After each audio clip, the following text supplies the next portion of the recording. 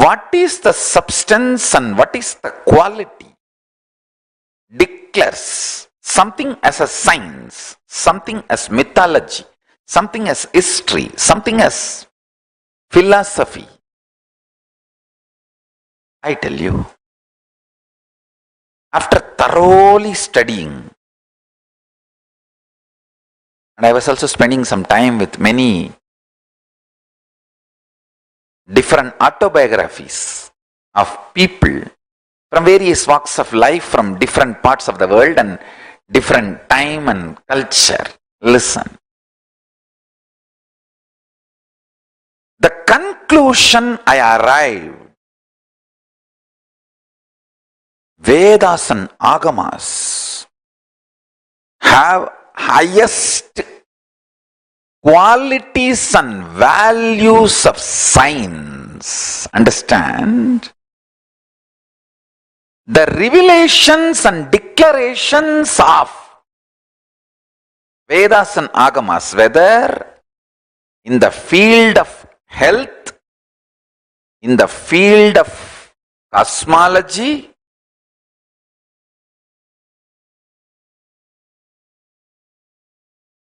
from simple healing your stomach pain to knowing the whole cosmos.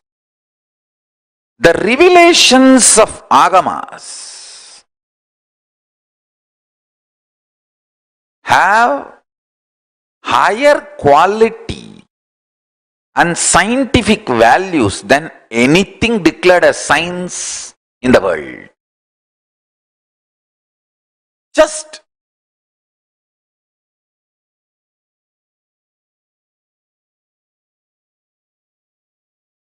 I need to wake the whole world to this reality. The Paramashivam Jnana, the quality, listen, the quality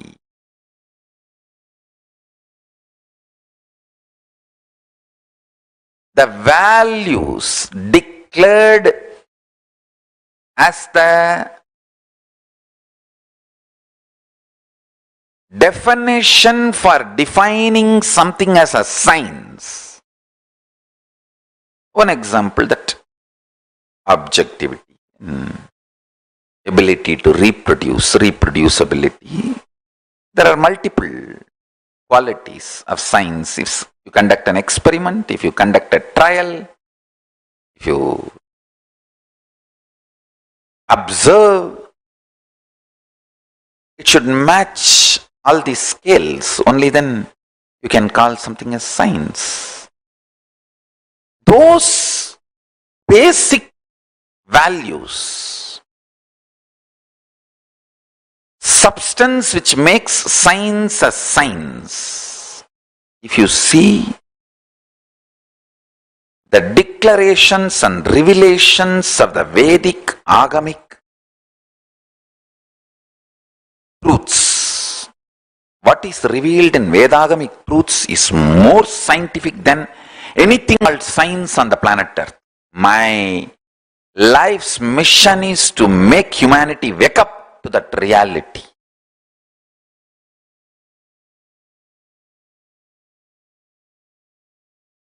The first statement I am making, past can be completely changed, altered, transformed, deleted, and made to disappear in parts or full, and rewritten as we want. I do not want to leave any doubt. That is why multiple words I am using. Past can be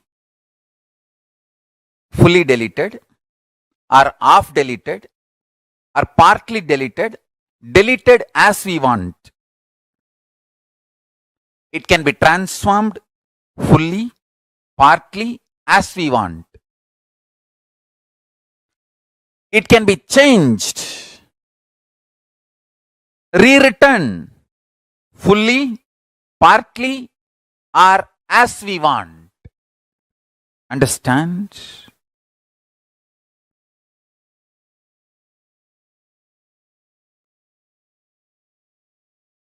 I am not talking about future. I am talking about past. Let me repeat. If you think you missed it, I am repeating. The past which you think is over, gone, that can be changed, transformed, rewritten, deleted, fully, partly, or as we want, part by part, the parts which we want. Understand?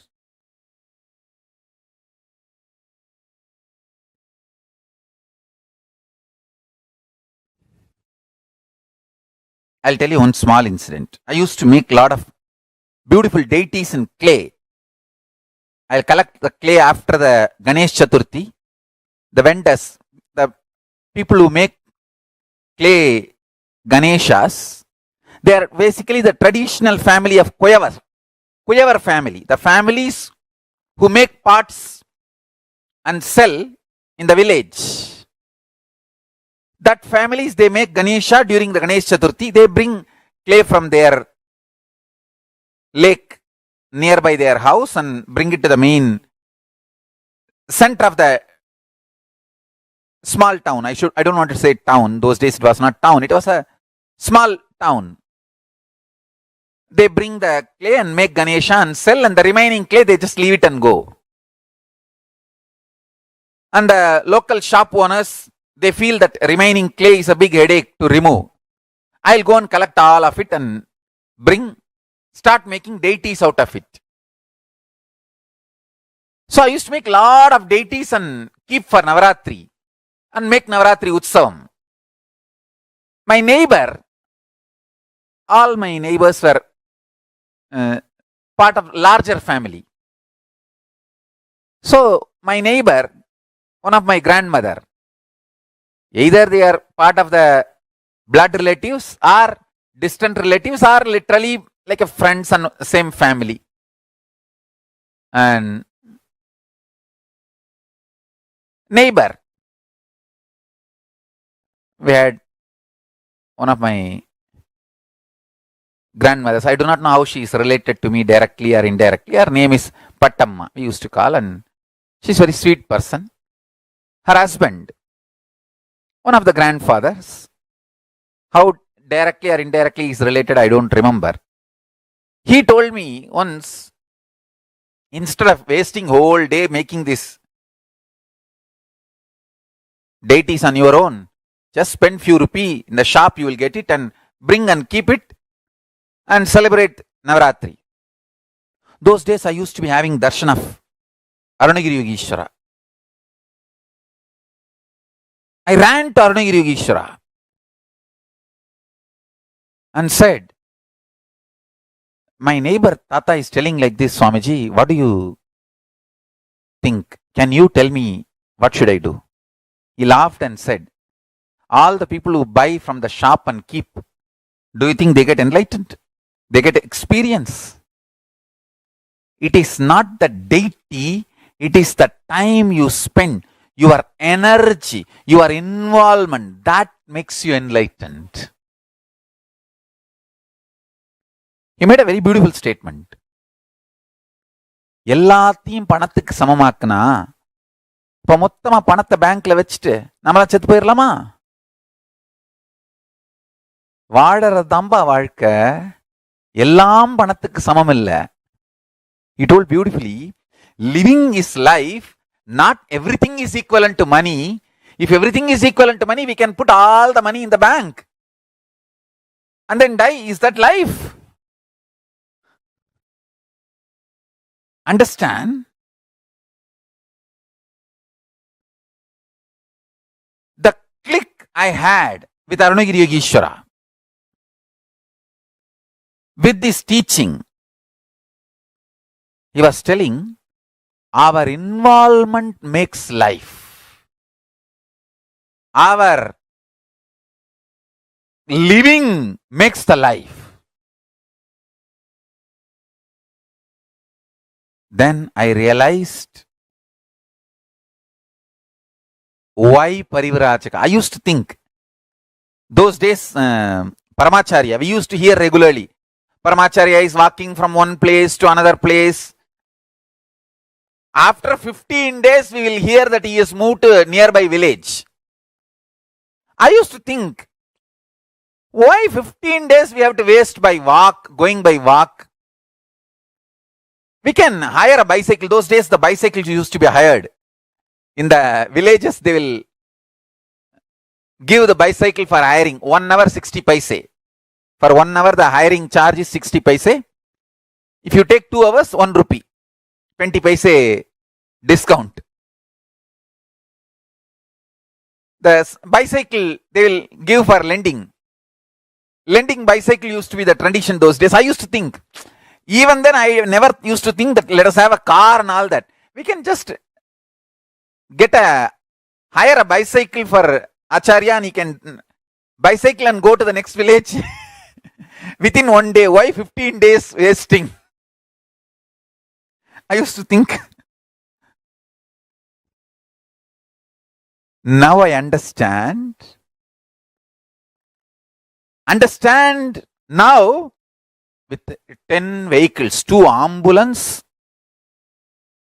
kitchen caravan, restroom caravan, 10 vehicle, I am making people walk.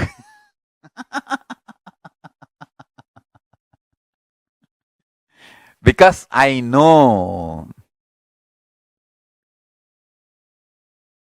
Listen, I am making this statement very consciously. Anyone intensely dives into the now, the present life, gets the power, not just rewriting or writing, creating the future as you want. You get the power even to rewrite, delete or transform the way you want with your past also.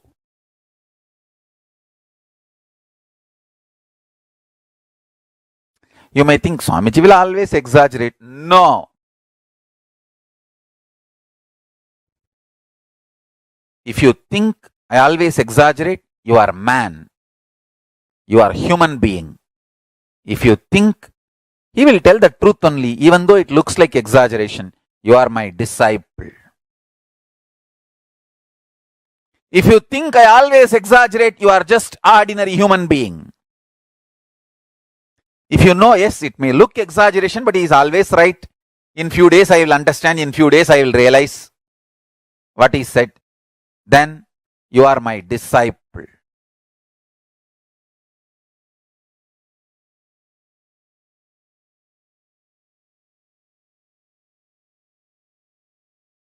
If somebody slaps you, Om Nithyananda Paramashivoham.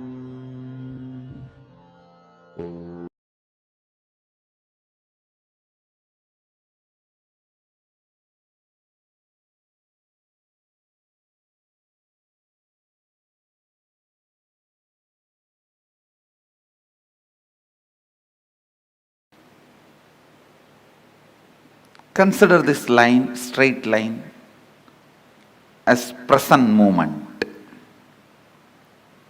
Now,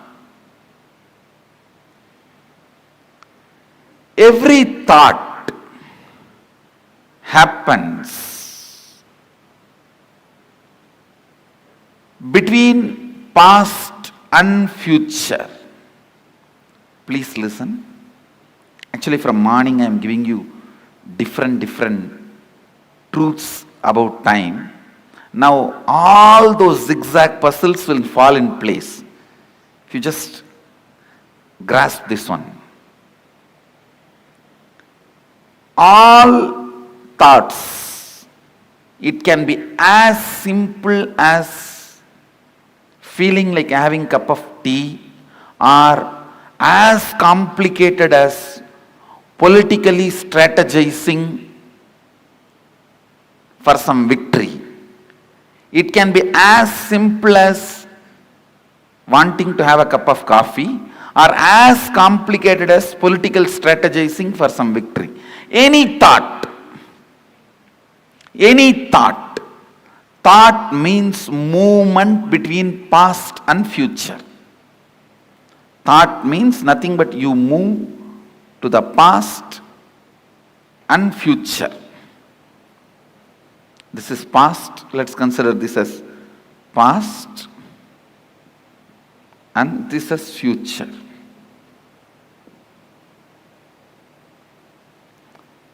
The center movement, present.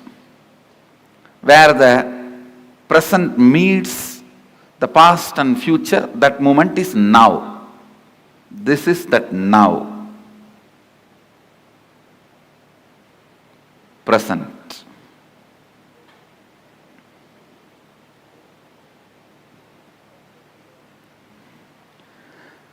Understand, if these lines symbolically represent time, means this board is the space. Symbolically, this board represents space. On space only the whole time happens. Space is the most subtlest matter on which the play of time happens.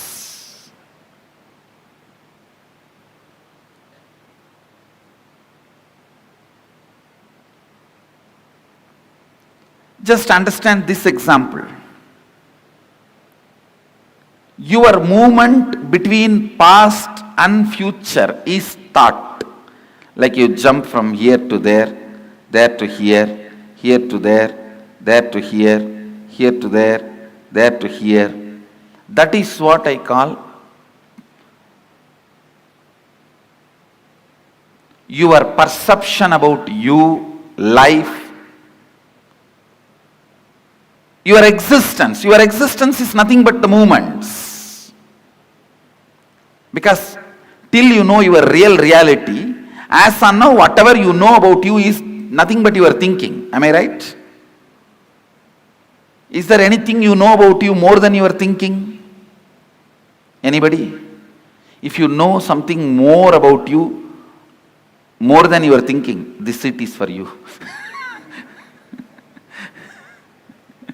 See, whatever you know about you is all based on your thinking. So, I can very comfortably assume your thinking is your reality, as on now. Am I right? So, it is all about you jumping into the past and future, past and future, past and future. That's all is your thinking. That's all is your, what you call as you.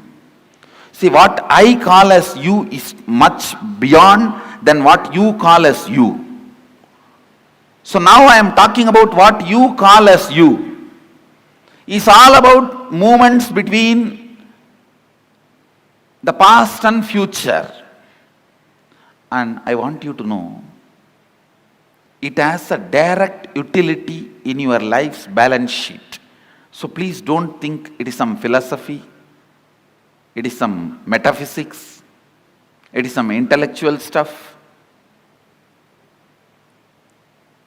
Allow every word to enter into you. It can increase your everyday balance sheet. Double. It can increase your everyday balance sheet. So allow this understanding to set into your system.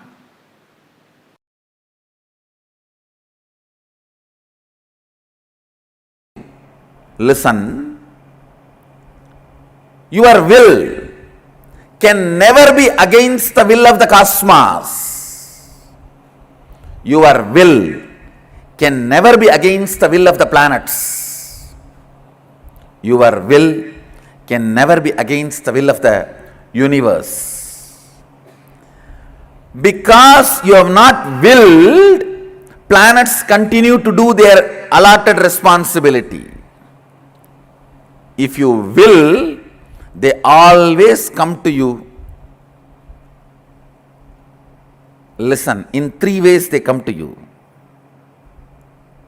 If you are praying, they come to you as God. If you are declaring, they come to you for negotiation table. If you are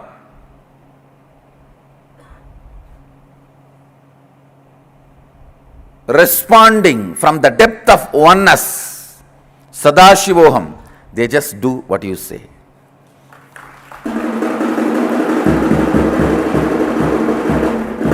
Understand, please understand the will which you have.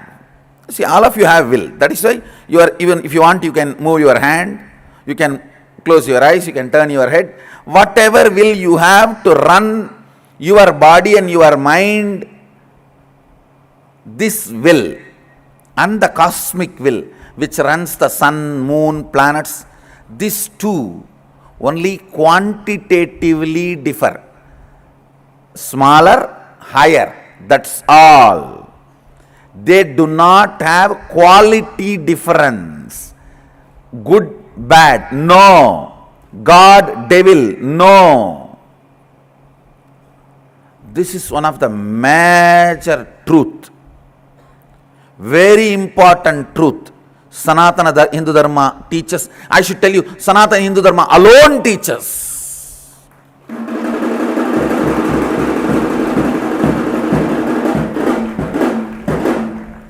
Whole Upanishad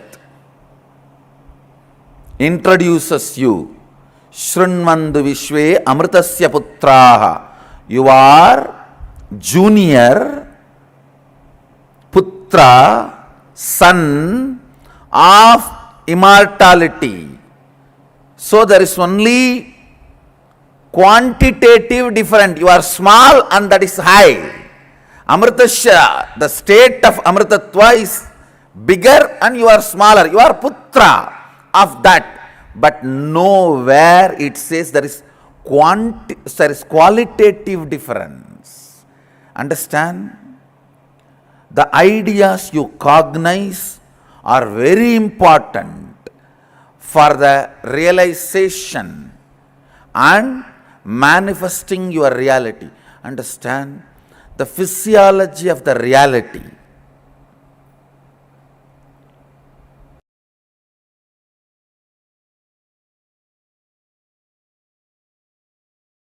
Put all your plans into Paramashiva's plane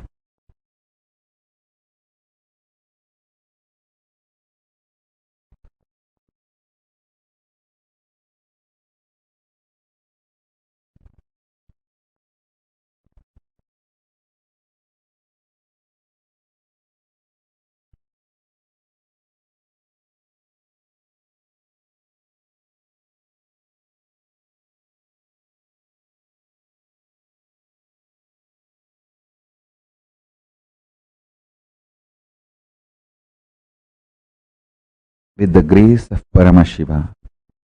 Planets will bless them into reality.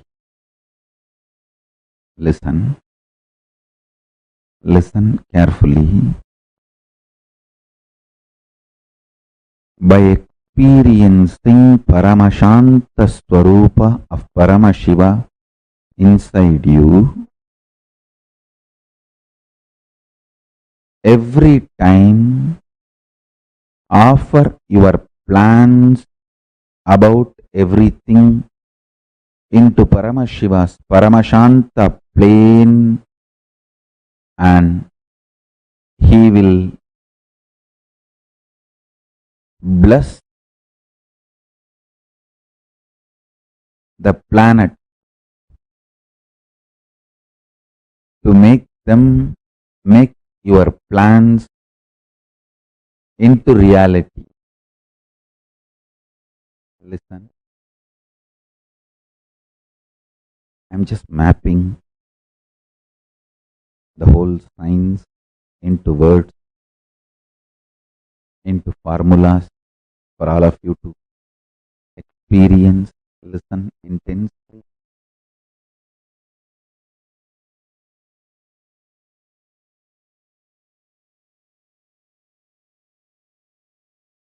Your plans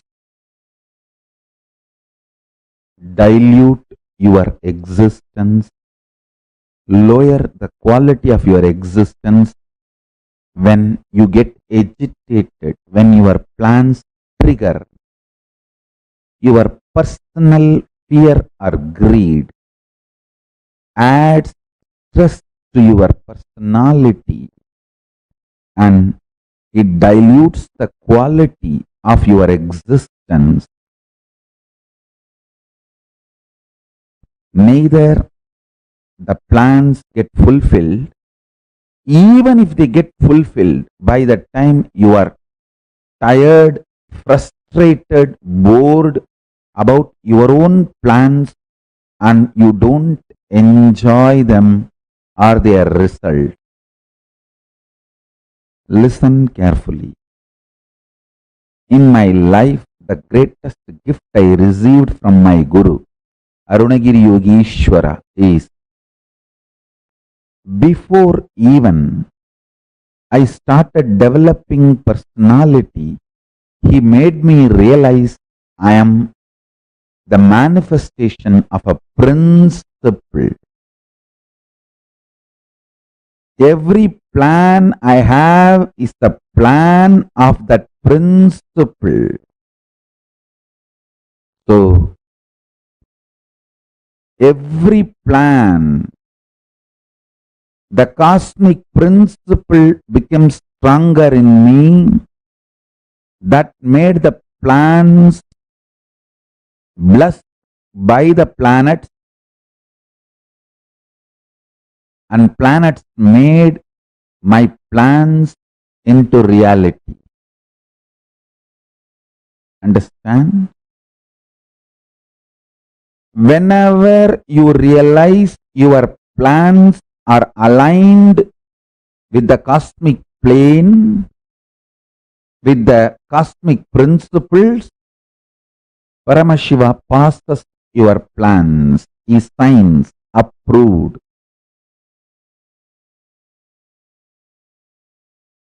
Executive order by the President of the Cosmos, Paramashiva, and he blesses planets, execute it with tremendous joy and bliss and ecstasy. Understand? Let me repeat. The greatest blessing I received from my gurus, Guru Parampara, is before even I started developing my personality or the individual identity, they made me experience I am the manifestation of the great principle. The cosmic principle. Because I realized that I saw my every plan is the plan of the cosmic principle. It is from Paramashiva's plane.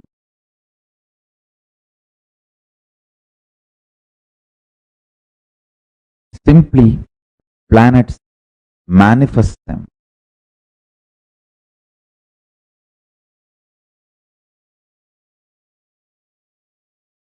In your life, if you start understanding your every plan is aligned to the cosmic plane, simply planets will make them into reality. Anything which is not aligned to the cosmic plane, you will automatically drop them without any delusion or pain or confusion. I want you to know, dropping your plans is not something difficult or new for you. You always think, oh, dropping my plans, is like literally taking me away from me. No.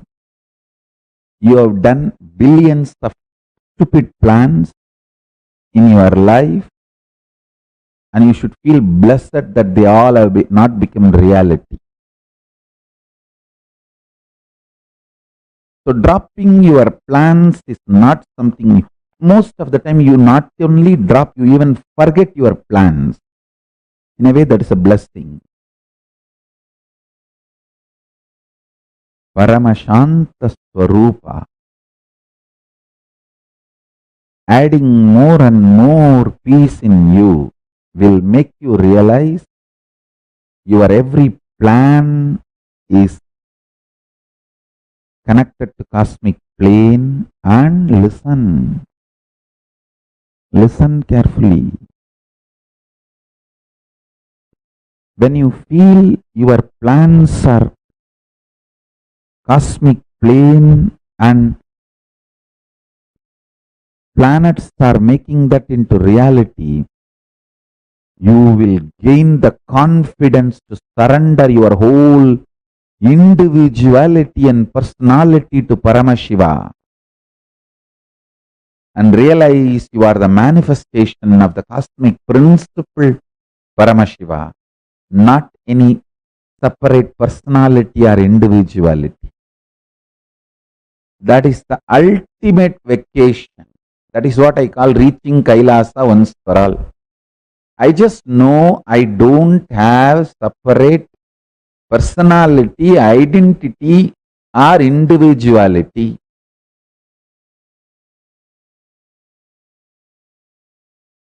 I am just a manifestation of the cosmic principle, Paramashiva.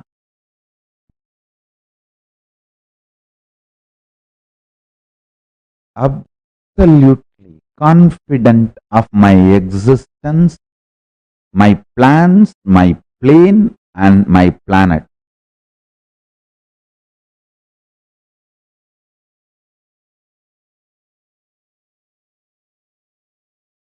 This is what I call reaching Kailasa once for all.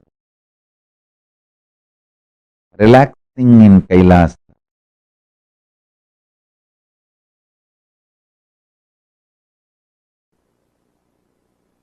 The most precious thing you have is your consciousness, life.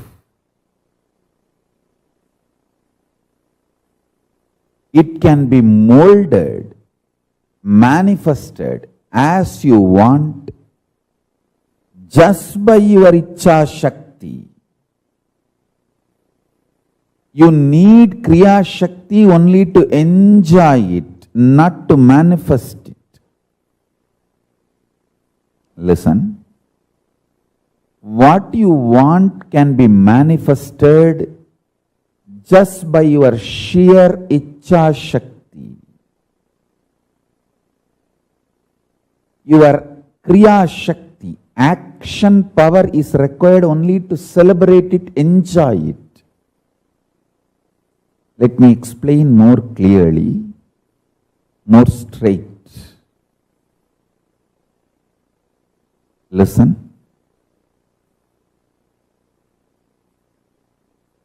You want a healthy body to enjoy this world. That can be achieved just by sheer Ichcha Shakti.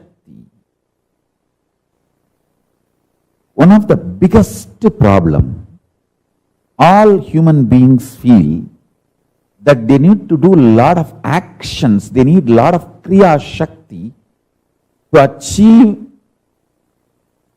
anything they want, health or wealth or enlightenment or powers.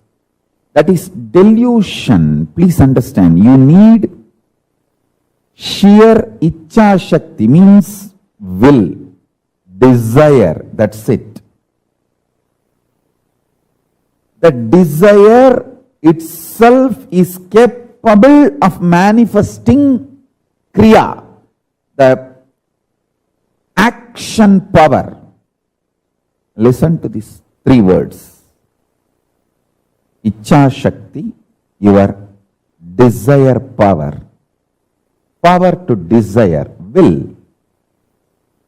Kriya Shakti, power to work intensely and manifest. Jnana Shakti, power of enlightenment, knowledge. See, one of the biggest problem all of you have is your delusion that too much of work is needed to achieve anything. Whether you want health, oh, I have to get up and do yoga, stretch my body. Only then I can have health. If I want wealth, I have to get up and go to office and work like a dog, day and night. Only then I will have wealth. First of all, you don't understand, no dog works. Anyhow, listen. It is actually delusion. Please listen.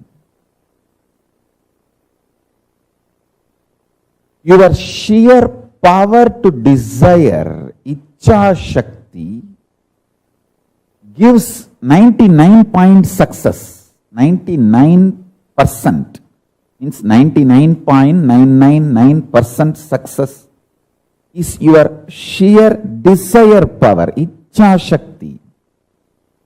Your Kriya, the action power needed is too small, too small. Listen intensely. At least all my disciples listen. When you are terrorized, you will see only frightening negativity all around you.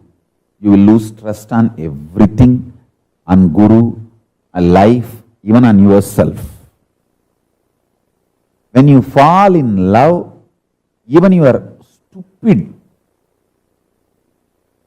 cheating girlfriend, cheating boyfriend will look like a god.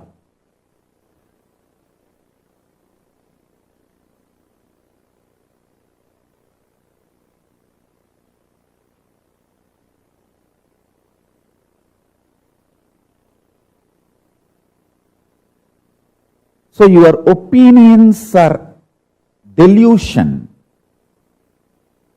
Don't build your consciousness, your life based on your opinions. Build it based on the true wisdom, true knowledge, right understanding about life. I tell you,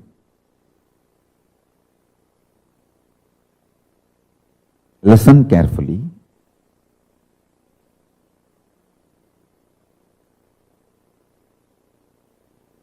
I'll give you this one example. I'll take the example of your health. That's the most important thing. So I'll touch that example. You apply this principle in every aspect of your life. I'll give you the example of health. Listen. You always think if you need health, you need to do yoga, gym, diet. Too many things are involved in your health. And the moment you think about all the actions you need to do, you get tired and you give up on your health, your idea about your health. I tell you, only thing you need for your health is your willpower, desire to be healthy. Just go on building that. Imagine you already have a healthy body. How it feels to be a healthy.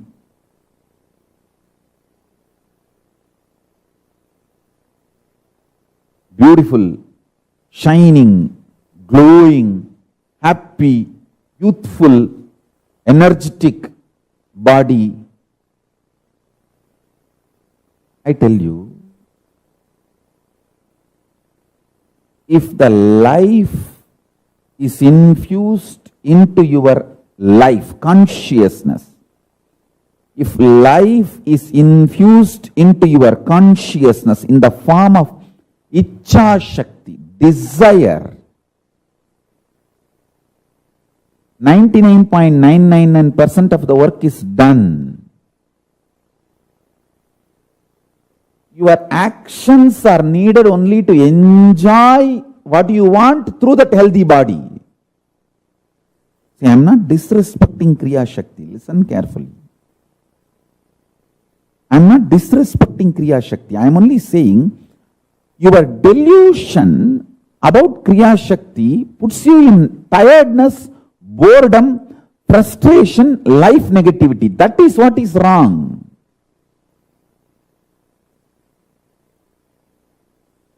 Many of my own disciples, I can list, I can name, your sheer delusion,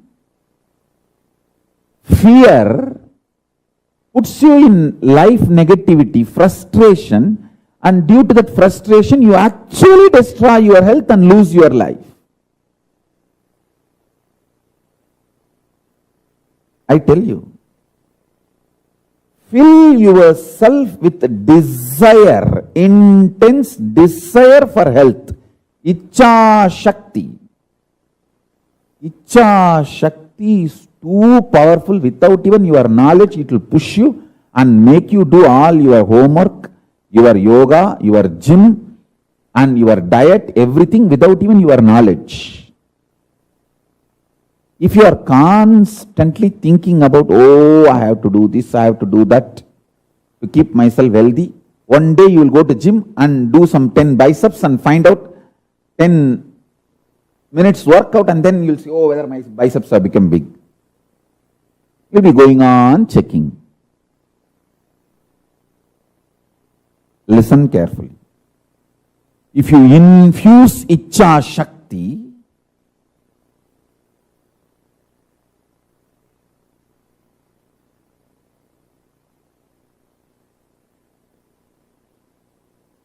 desire to be healthy, you will see your whole life aligns, cosmos aligns itself beautifully.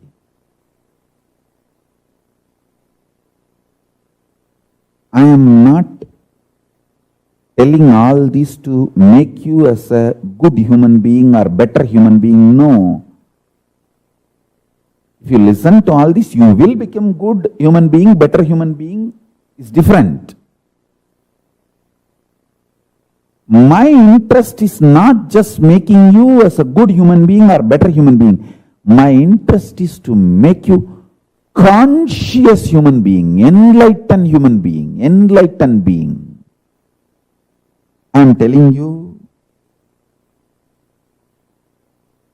your Ichcha Shakti, desire power, is intensely capable, powerful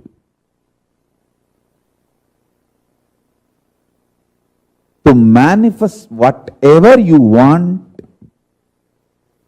Your Kriya Shakti is needed only to enjoy what you want.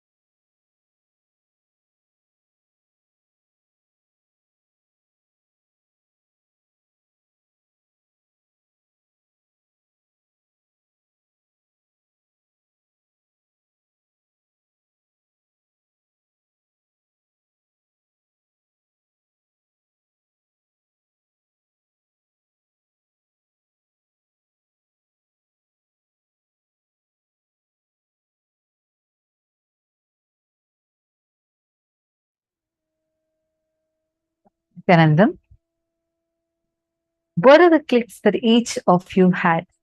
Please take a moment and please post. What are the clicks that each one of you here had?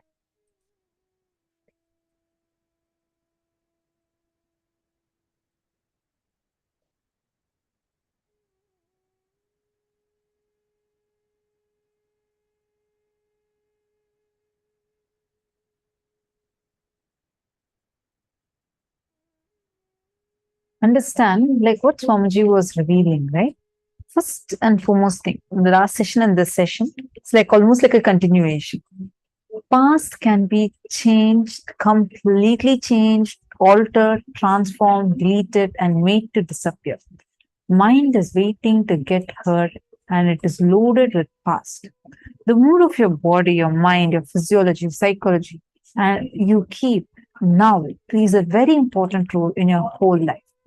If you keep the now in incompletion or hope, that will continue forever. Therefore, keep the now in completion and clarity. That will manifest forever. Very powerfully, Swamiji explained to us about how any thought is our mind jumping from past to future, past to future, past to future. That is why any thought you're having itself is an incompletion.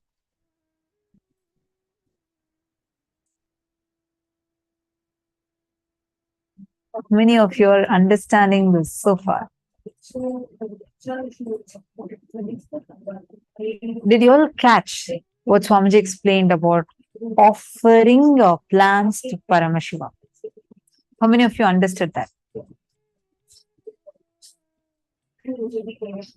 Take a few minutes and all of you do this internalization exercise and offer your plans to Paramashiva. That's exactly what you're going to be doing right now. First, I hope all of us understood about the TPS rate that Swamiji explained. Let us now see a small diagram that shows this, what this TPS rate means.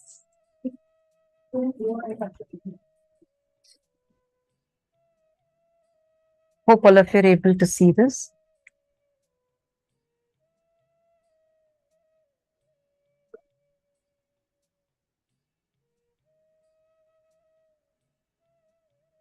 In the diagram, the shaft is a center, represents time.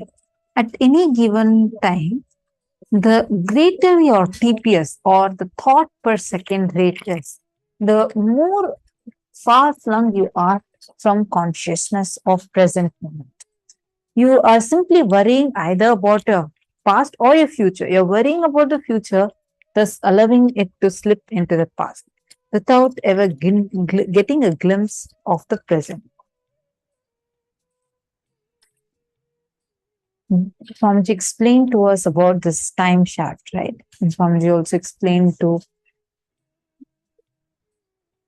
all of us how this jumping, constant jumping happens in us from your past to future, past to future, past to future. We all have this jumping, which is what is called as thoughts. No thoughts can ever happen in the present moment. Every thought that we have will either be from the past or be about the future. You can never have thought and be in the present at the same time.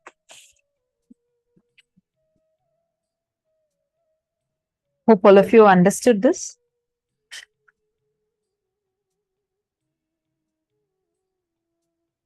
Now, we all are going to do a quick internalizing exercise. The exact step that Swamiji had explained to us.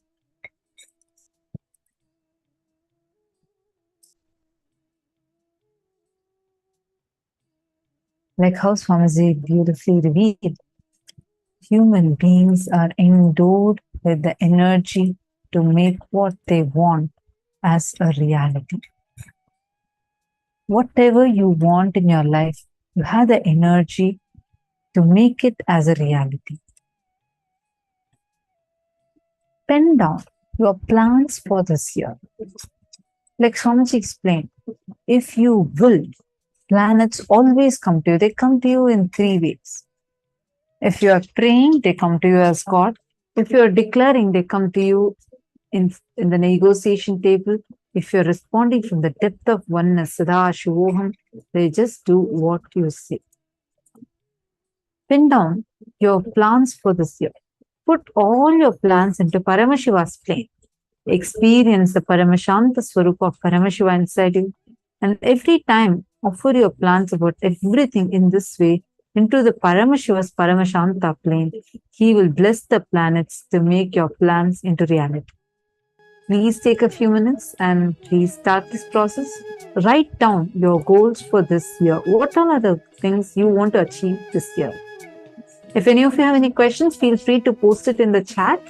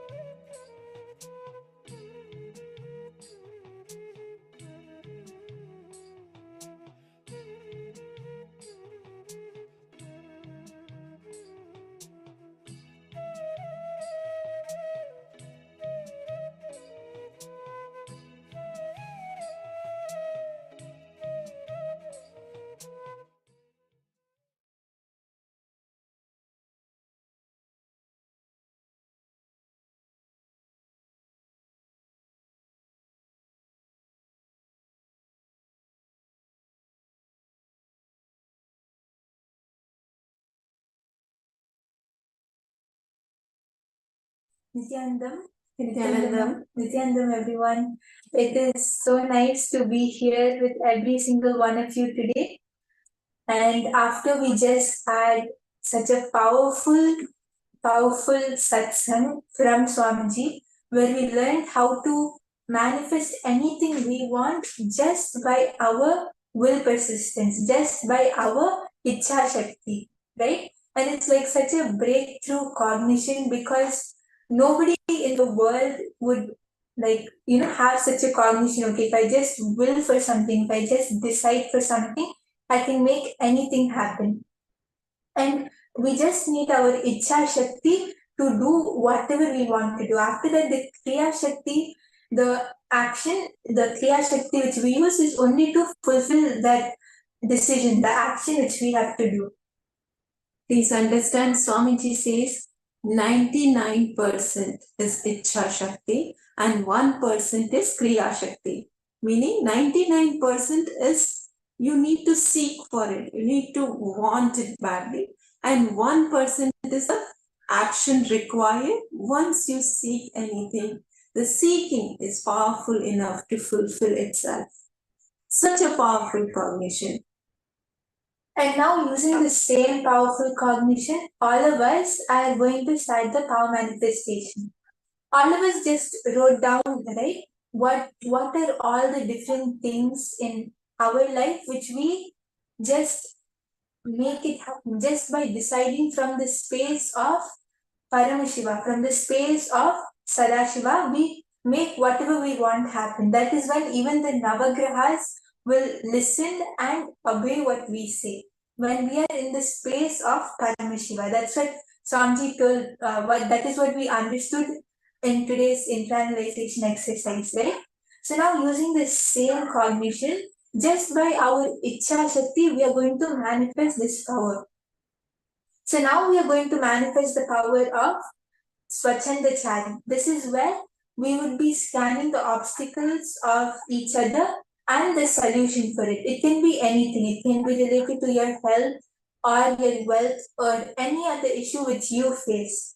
Your partner is going to scan that obstacle, and not only scanning obstacle, but we're also going to find the very root of the obstacle.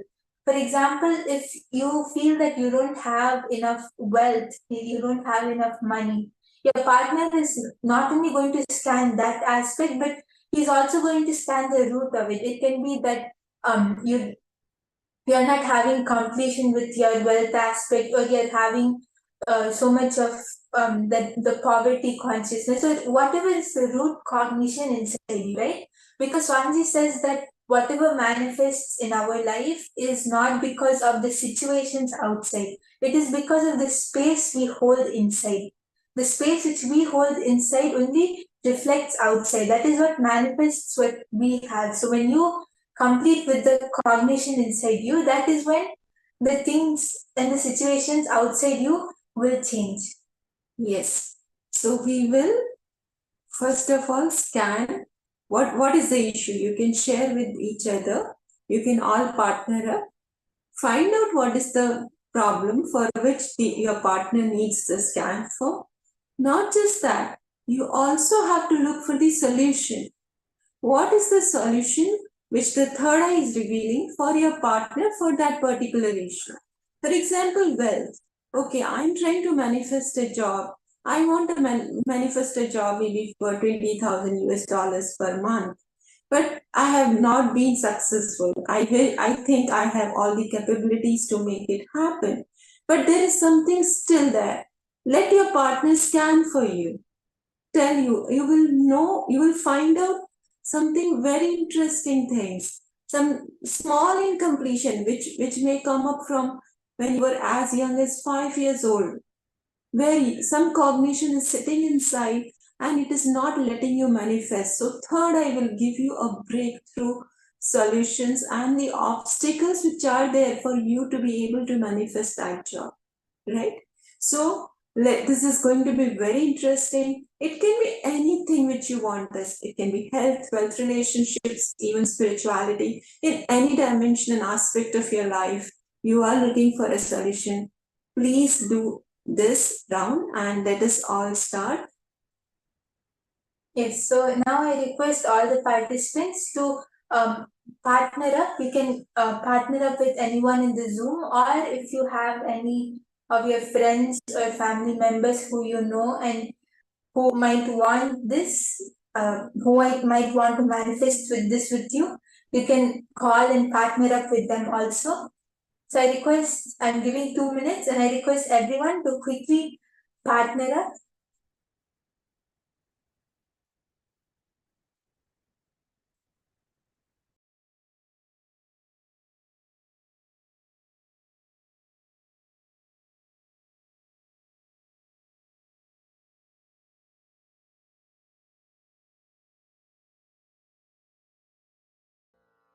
Paramashivoham. Om Nithyananda. Paramashivoham. Om Nithyananda. Paramashivoham. Om Nithyananda. Paramashivoham. Om Nithyananda. Paramashivoham. Om Nithyananda. Paramashivoham. Om Nithyananda. Paramashivoham. Om Nithyananda. Paramashivoham. Om Nithyananda. Paramashivoham. Om Nithyananda. Paramashivoham. Mahamahavagya, spiritual lullaby for Samadhi, and Suprabhatam, wake up call, wake up song for Paramashiva. This Mahamahavagya is spiritual lullaby for you to fall into Samadhi. Suprabhatam, wake up song for Paramashiva to wake up in you. Just remember this one powerful cognition. This Mahamahavagya puts me in Samadhi. This is spiritual lullaby for Samadhi, and Suprabhatam, wake up song for Paramashiva in me. For Paramashiva to manifest. With this one spiritual powerful cognition, chant this Mahamahavagya. Yes, now I request everyone, once you have partnered up, we can start the manifestation. So I can see many of you are ready and you're sitting with your partners, or you have partnered up on the Zoom chat. So now we can start the manifestation. So I request everyone, just sit straight with your head, neck and spine in a straight line, and connect to Swamiji in your third eye.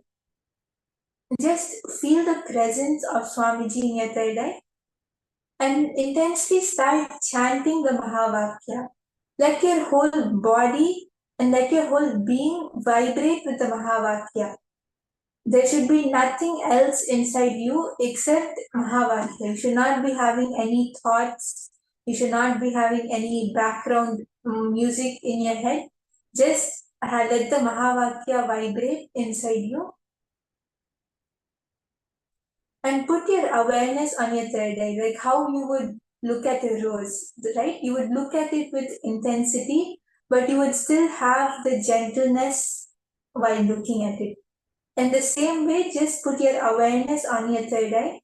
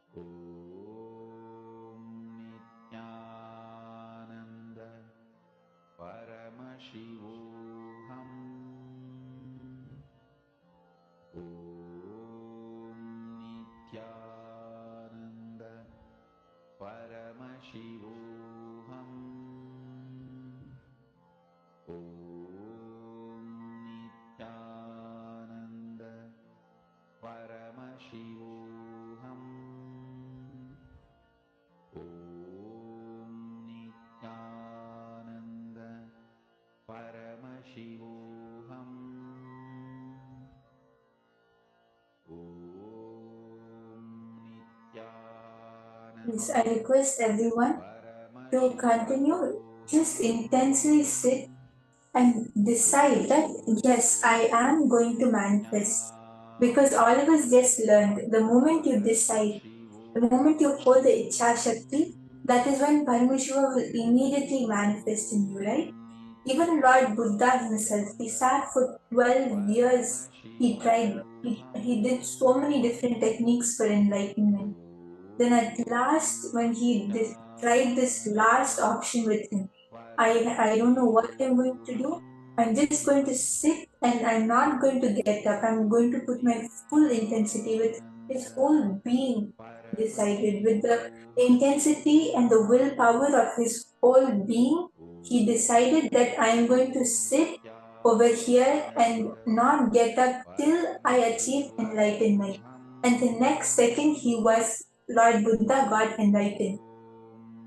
This clearly shows how, when we decide with our whole being, with our mind, spirit, being, everything, we put our whole consciousness and consciously decide, make a Ichha Shakti, make a decision that I am going to manifest this or I am going to make this happen. The next second, Swamiji will make it happen for you. Because for the manifestation to happen, Swamiji is just testing all of our will persistence. How strong do we hold it inside us? So just put your entire being into it, saying, I am going to manifest this, and you should not get up or do anything till you manifest. And you'll see the next second it will manifest. So I request everyone to just hold this Ichha Shakti and chant the Mahavakya.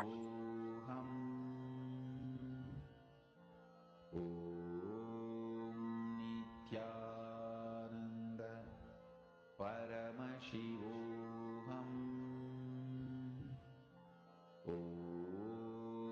Nithyananda Paramashivoham. Nithyananda Paramashivoham.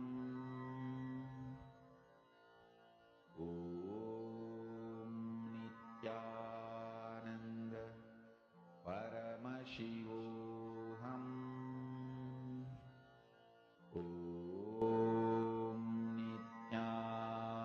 Nithyananda Paramashivoham.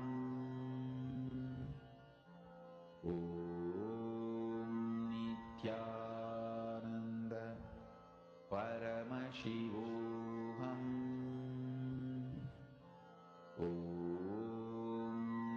Nithyananda Paramashivoham. Nithyananda Paramashivoham.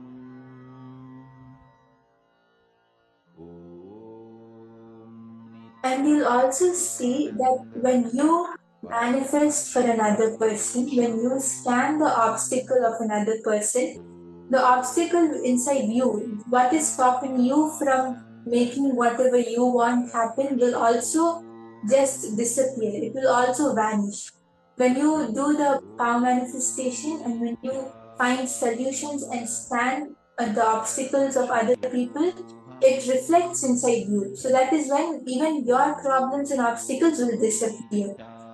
So I request all the participants, once Swamiji is starting to show you the obstacles and the solutions for it, you can start sharing with each other. You can post on the Zoom chat.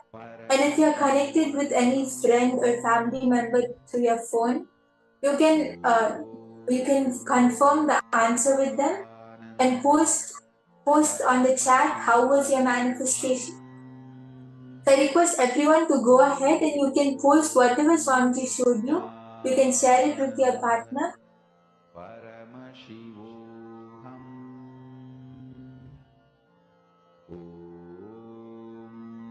Nithyananda Paramashivoham.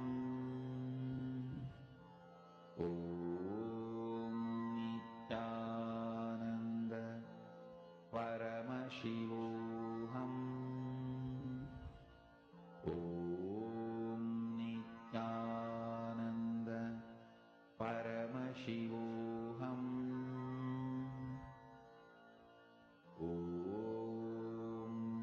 Nithyananda Paramashivoham. Nithyananda Paramashivoham. Nithyananda Paramashivoham.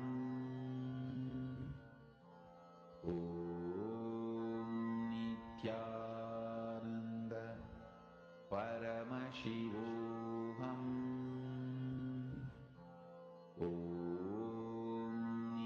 Nithyananda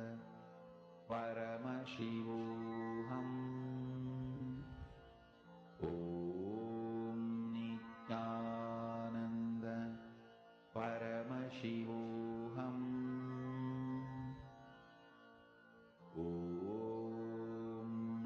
Nithyananda Paramashivoham.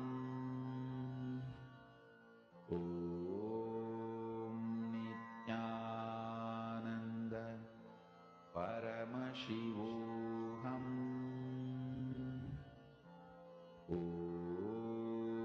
Nithyananda Paramashivoham. Nithyananda Paramashivoham. Nithyananda Paramashivoham.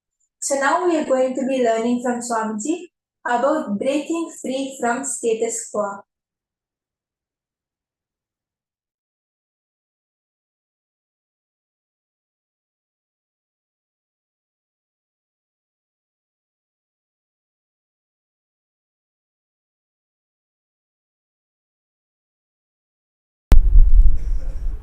The whole modern day education system is just to keep you in continuous confusion in the name of imaginary fear-based plans.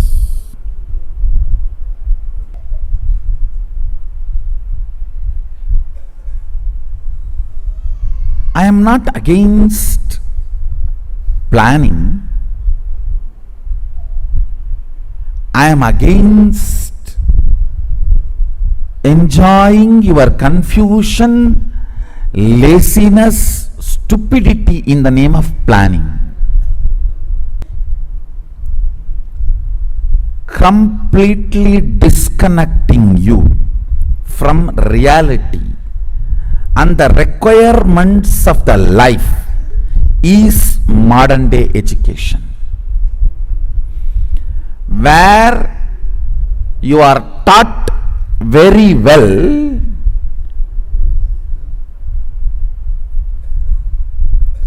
to do the psychodrama. Hey, I may not contribute, but if I am not there, I will collapse. If you know to play that game, you can raise the ladder of the corporate ladder. Because the education system is basically to cheat others. So naturally the fellows who are evolving through that system will be cheating the owners. It is like you cheat me, I cheat you.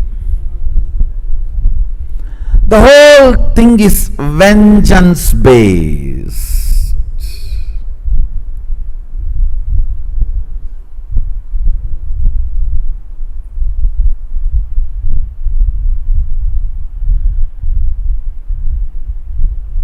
No doubt,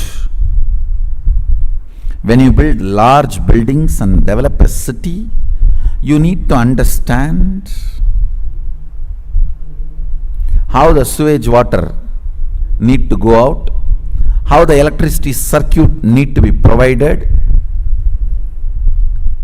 how the drinking water supply need to happen, how the people who are using the city will come in and go out.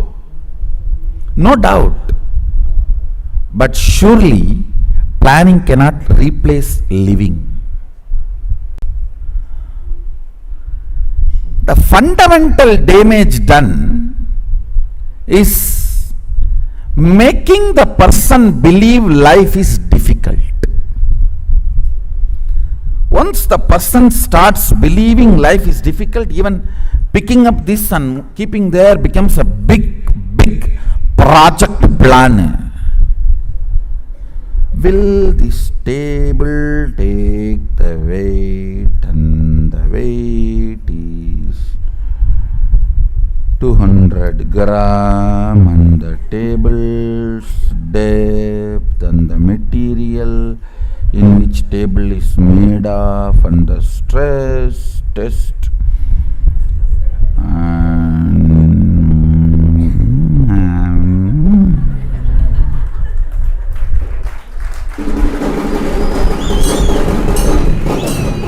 by then the logic to come to a decision, conclusion is forgotten. Now with what question you started thinking, what for you started your analysis is forgotten.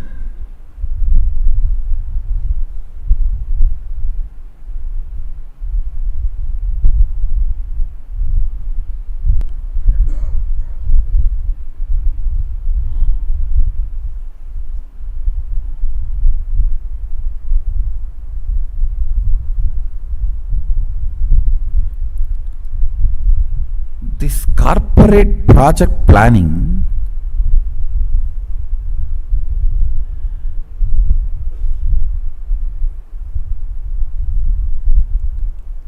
established in the fundamental false understanding life is difficult,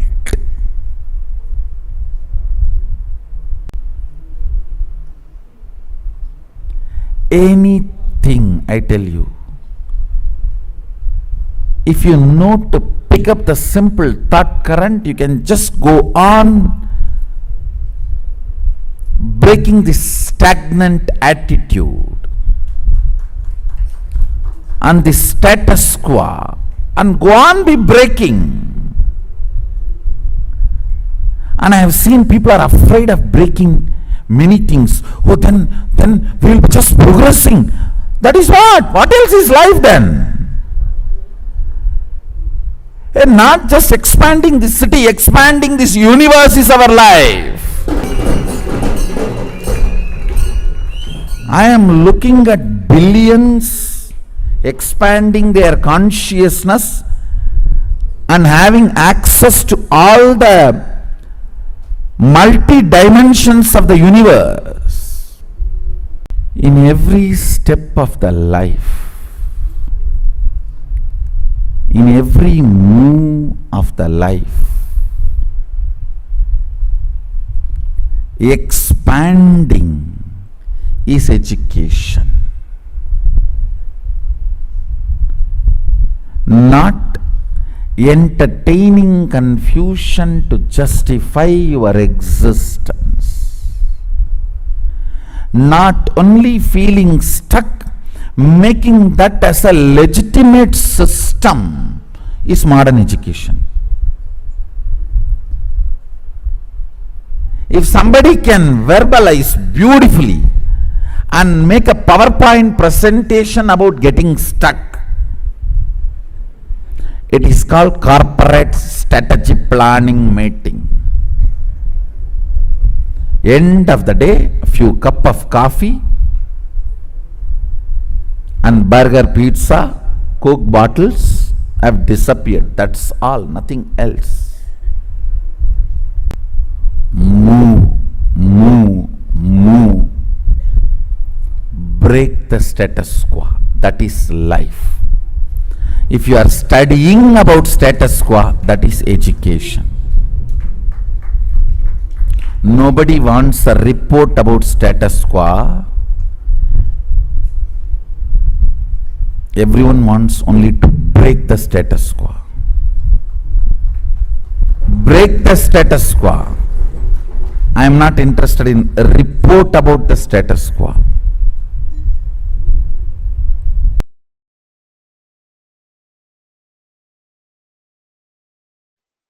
This is the greatest secret for being successful forever. Actually, I am going to make only 3 statements. Listen. Consciousness resides in you in the shape of intense light, in the shape of your thumb. See, just this thumb size, angushta matra. Thumb size, alive, intense life, tejas, that is consciousness. It stays inside you, thumb size light. Listen carefully. When I breathe tejas into your life, you will see the consciousness as an intense light in the size of your thumb. Angushtamatra Purushaha. The size of the thumb, consciousness, Purusha, resides in you. This is the first statement.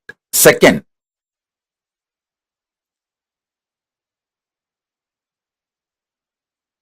that Purusha is connected to all the minor chakras of your body. when I infuse energy into the Purusha of you, that Angushta Matra, your will to exist, your consciousness, your soul, it spreads to all the minor chakras and into your life. Listen. Listen to this. When that energy manifests into your minor chakras and from your minor chakras into your whole life, everything you want will go on be happening. And your consciousness, your free will to do right or wrong is your power, that size of the thumb, Angushta Matra Purusha in you, size of the thumb as a pure tejas, life, energy, consciousness, your soul is staying inside you, which controls all the minor chakras. And that pure tejas, soul, can reflect Paramashiva himself. You don't need to feel shy in front of Paramashiva. His compassion, he made all of us from his own core material. See, the material out of which he made himself, the same material he took and made us also. Like the clay in which we make Ganesha, with the same clay we make the mouse, which eats all the Nivedyam we keep for Ganesha. The material with which Ganesha is made, out of the same material, the mouse, the cat, sorry, not cat, rat, the mouse, Ganesha's Vahana is also made. Same way, Paramashiva, the material with which he made himself, out of that same material, he just took material from him and made us. That material is that Angushta Matra Purusha, Parameshwara. When he made Paramashiva, when he made himself, he took that same material and made all of us. That material is Angushta Matra Purusha, freedom to do right or wrong, free will to do right or wrong. So now I'll give you the just three truths.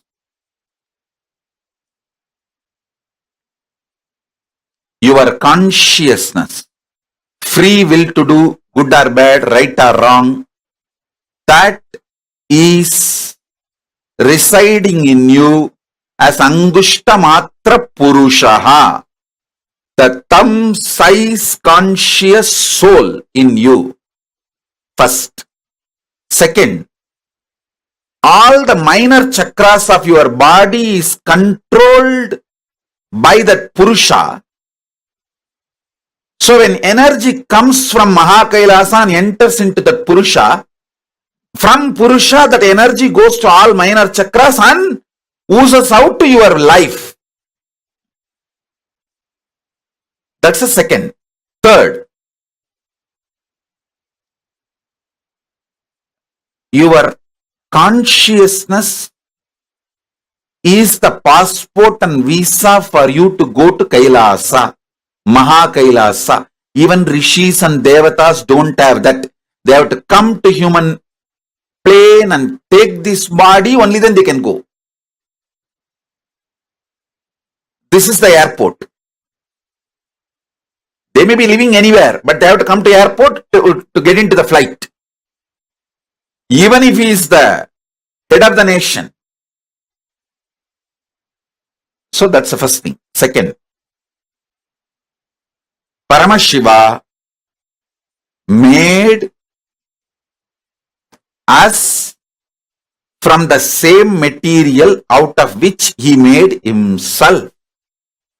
It is like he manifested himself and just took some part of his own himself and made each one of us. And that part which he himself took it out of himself, that part is what is Angushta Matra Purushaha. Thumb size consciousness. So now,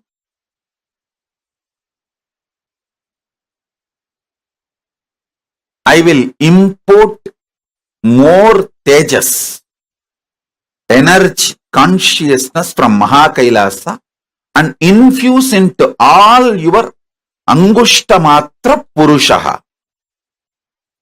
So, it radiates into your minor chakras and from minor chakras oozes out into your life. Swamiji, where in the body Angushtamatra Purusha resides, that actually differs from person to person.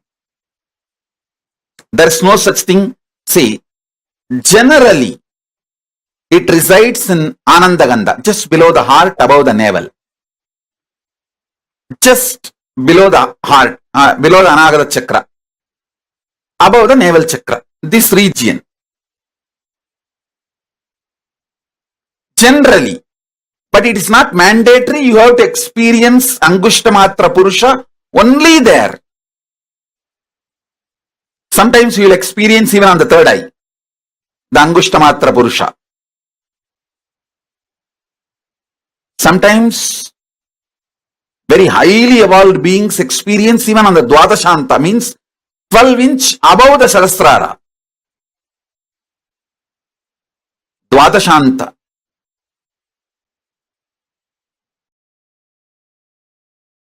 Each kshetra in Hindu tradition is considered as one chakra.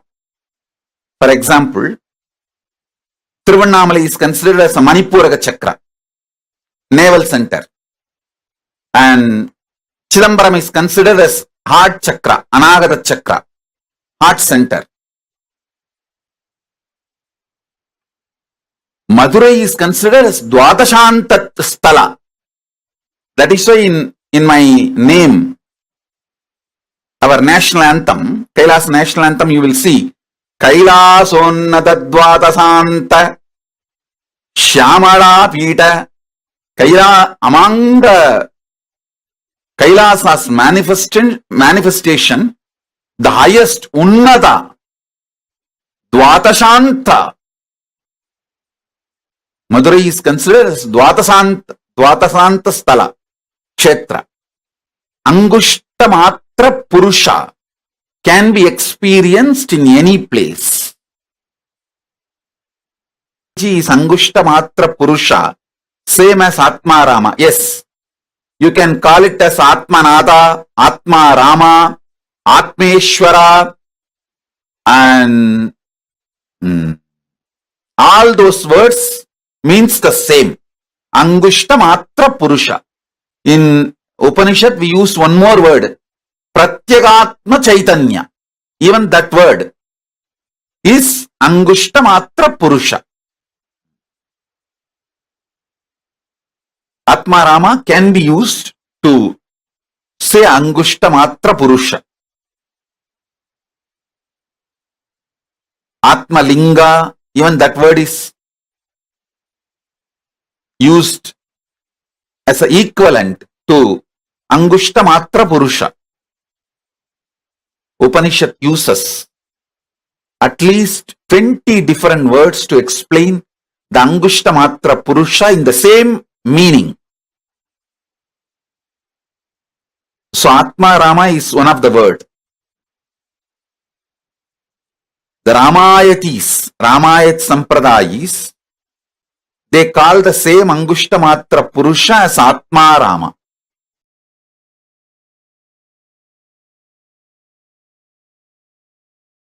Listen carefully.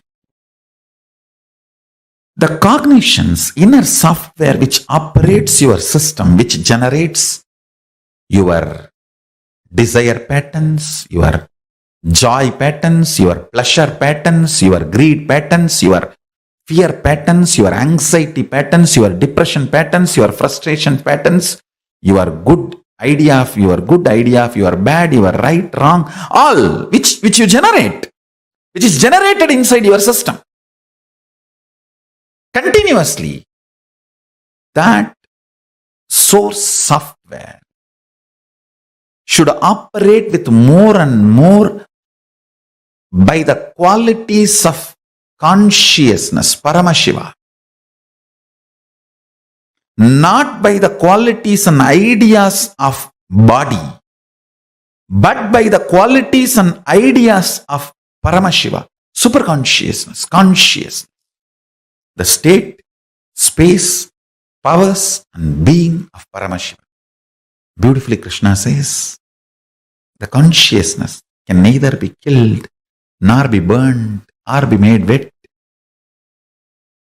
The great qualities of consciousness should be your cognition about you. Consciously decide to program, meditate, contemplate, declare to yourself, you are consciousness, Paramashiva, even with you. Behave yourself as Paramashiva. Even with you, behave yourself as Paramashiva. That is the highest integrity to Paramashiva. Understand? If you think you have something other than Paramashiva, you abuse Paramashiva. How can anything other than Paramashiva exist? Then you are more powerful than Paramashiva. He is the only Purusha. No other Purusha exists other than Paramashiva. So even with yourself, behave as Paramashiva is integrity to Paramashiva. This is the best way you will prepare yourself for Paramashivoham experience.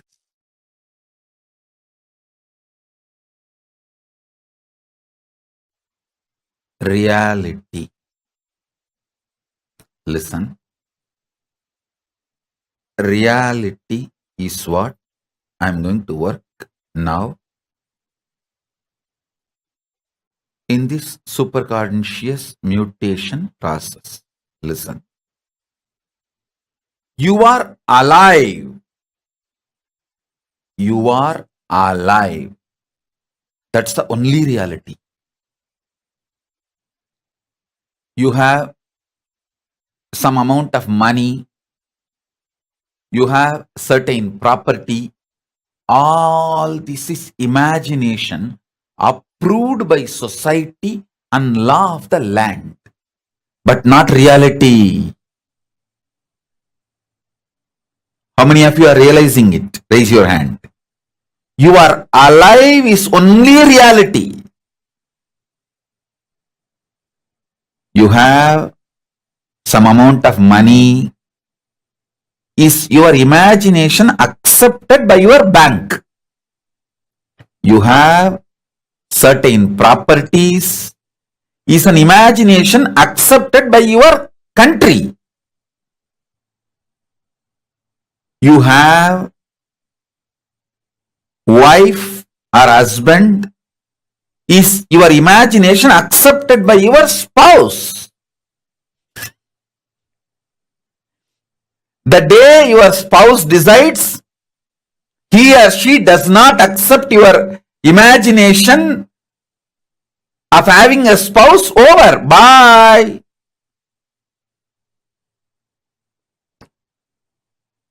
You are alive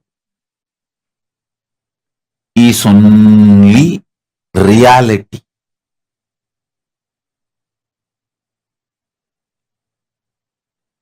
You are alive is the only reality. Everything else is an imagination accepted by certain people at certain level in certain zone. How many of you are understanding?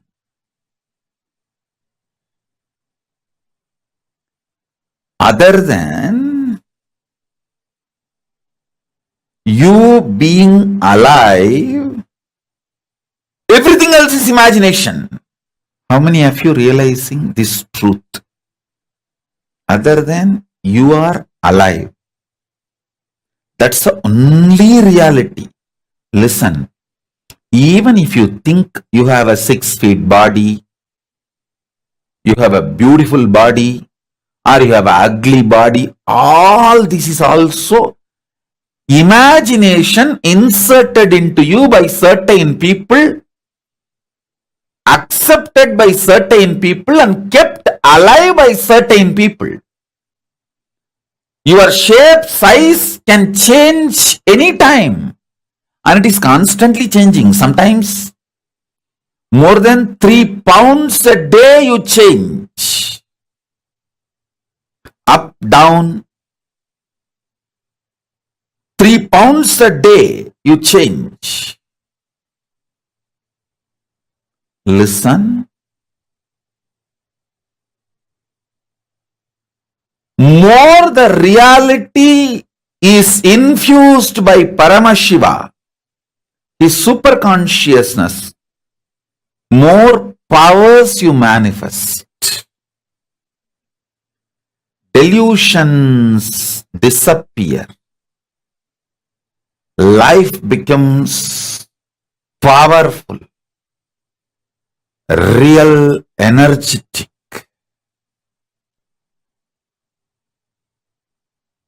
Don't be afraid of reality. That's all. Don't forcibly cling to delusion. Don't forcibly cling to delusion. If your life becomes more and more energetic, powerful, delusions lose power over you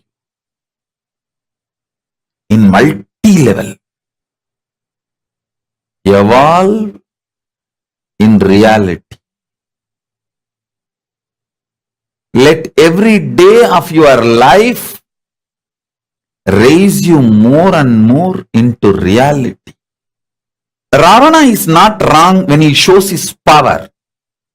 He was wrong when he was trying to possess KAILASA, control KAILASA. If Ravana has not played with Paramashiva, he would not have been destroyed. If he has not tried to do games with KAILASA and Paramashiva, he would not have been destroyed. Same way Bhasmasura. If he has not tried to go after Paramashiva, destroy Paramashiva, he would not have been destroyed. Same way Daksha. See, Bhasmasura lived 16,000 years. Only when he decided to stretch his hand on Paramashiva, he was destroyed. 16,000 years he ruled the world. happily. Ravana lived 12,000 years. Go and see the Ramayana. 12,000 years. Only when he decided to disturb Kailasa, Nandi gave the curse. It is Nandi's curse. Vanarasena came and destroyed Ravana. You don't need to drop your knowledge. Keep knowledge to play with the world. Keep integrity to play with Kailasa. Keep knowledge to play with the world. Be strategic. Same way Daksha. Daksha did thousands of yajnas. He lived quite a long time. He was a Prajapati, president of the humanity. I don't know how many of you understand the word Prajapati means. He was the head of the humanity, whole humanity. Only when he started directly attacking Paramashiva, he got destroyed. Having power,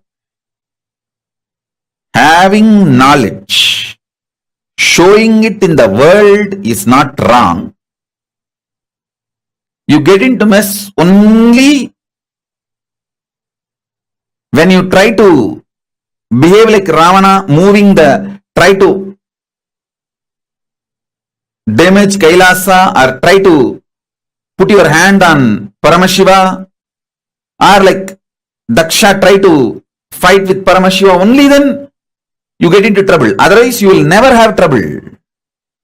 Delusion with deluded people is not wrong. But when you try to show your delusion with reality, means Paramashiva or Kailasa, that is where you mess. Be boss to the world. Be a simple disciple to Paramashiva. Then you will be successful forever. As long as Ravana did not try to possess Kailasa, he lived ruling 3 worlds. I don't know how many of you know Ravana had the title Ravaneshwara. Ravana was living like a Ishwara for 3 worlds. Only when he decided to possess Kailasa, try to shake Kailasa, he got into the mess. Within 3 years he was killed. When he decided to take Kailasa and try to move Kailasa, after that only 3 years he lived. That's all.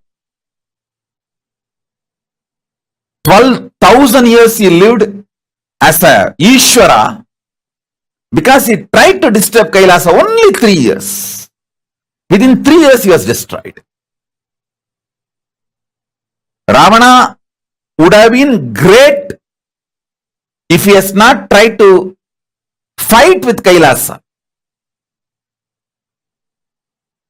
Nobody could have killed Bhasmasura if he has not stretched his hand on Paramashiva. Daksha would have been the Prajapati. I don't know how many of you know Daksha is a Smritikara. He wrote the first jurisprudence.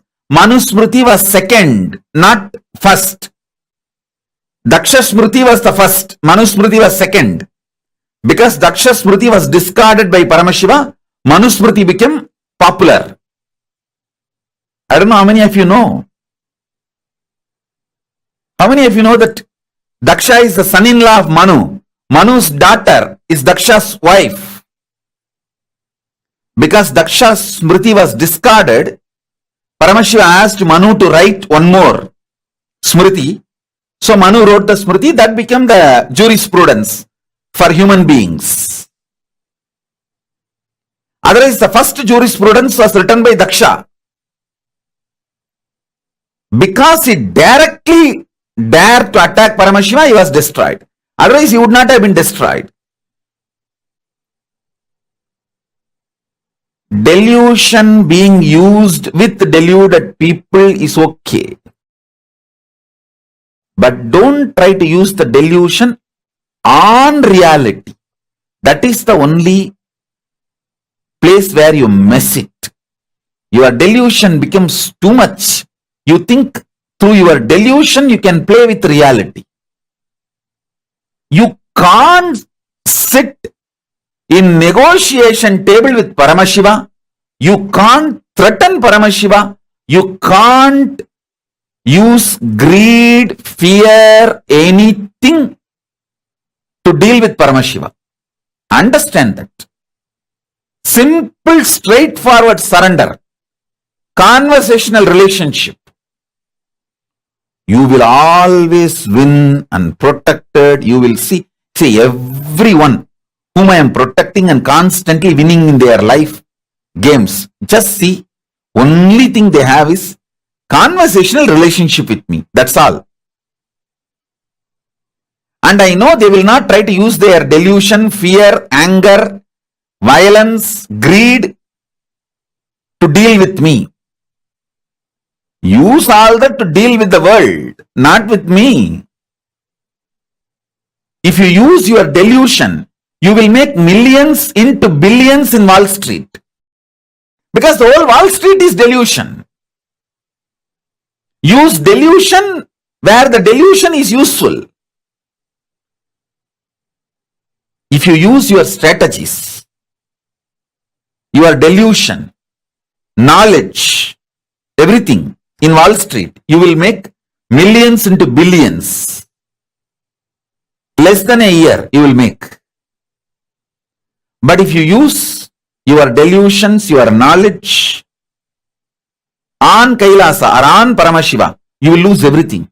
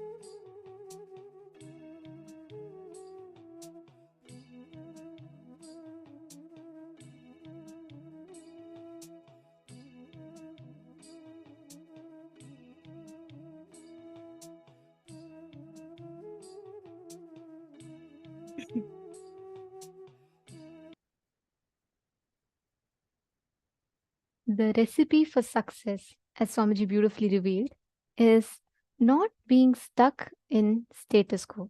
Every time that we get stuck with status quo, you literally manifest the experience of being stuck, and you constantly repeat or create your past again and again and again into the future, where your default past becomes your default future. Your future defaults into the past. Can I request each of you here to post what you understood from morning till now in all the sessions what Swamiji revealed? What was a click that each of you had? Ma Guru Prasadini, Sri Guru Prasadini is posting. Amazing. Okay. And she's okay. Ma Premakarani is posted. Once we declare completion in each moment, Kala meets us in this moment.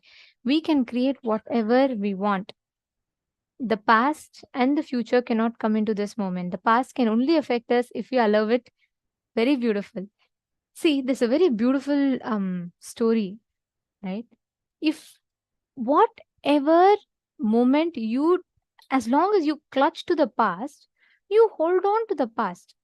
The moment you declare, you get redundant from the past.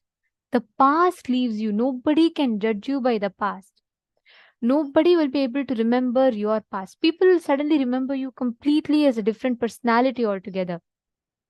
The past holds power towards you only as long as you hold power towards the past.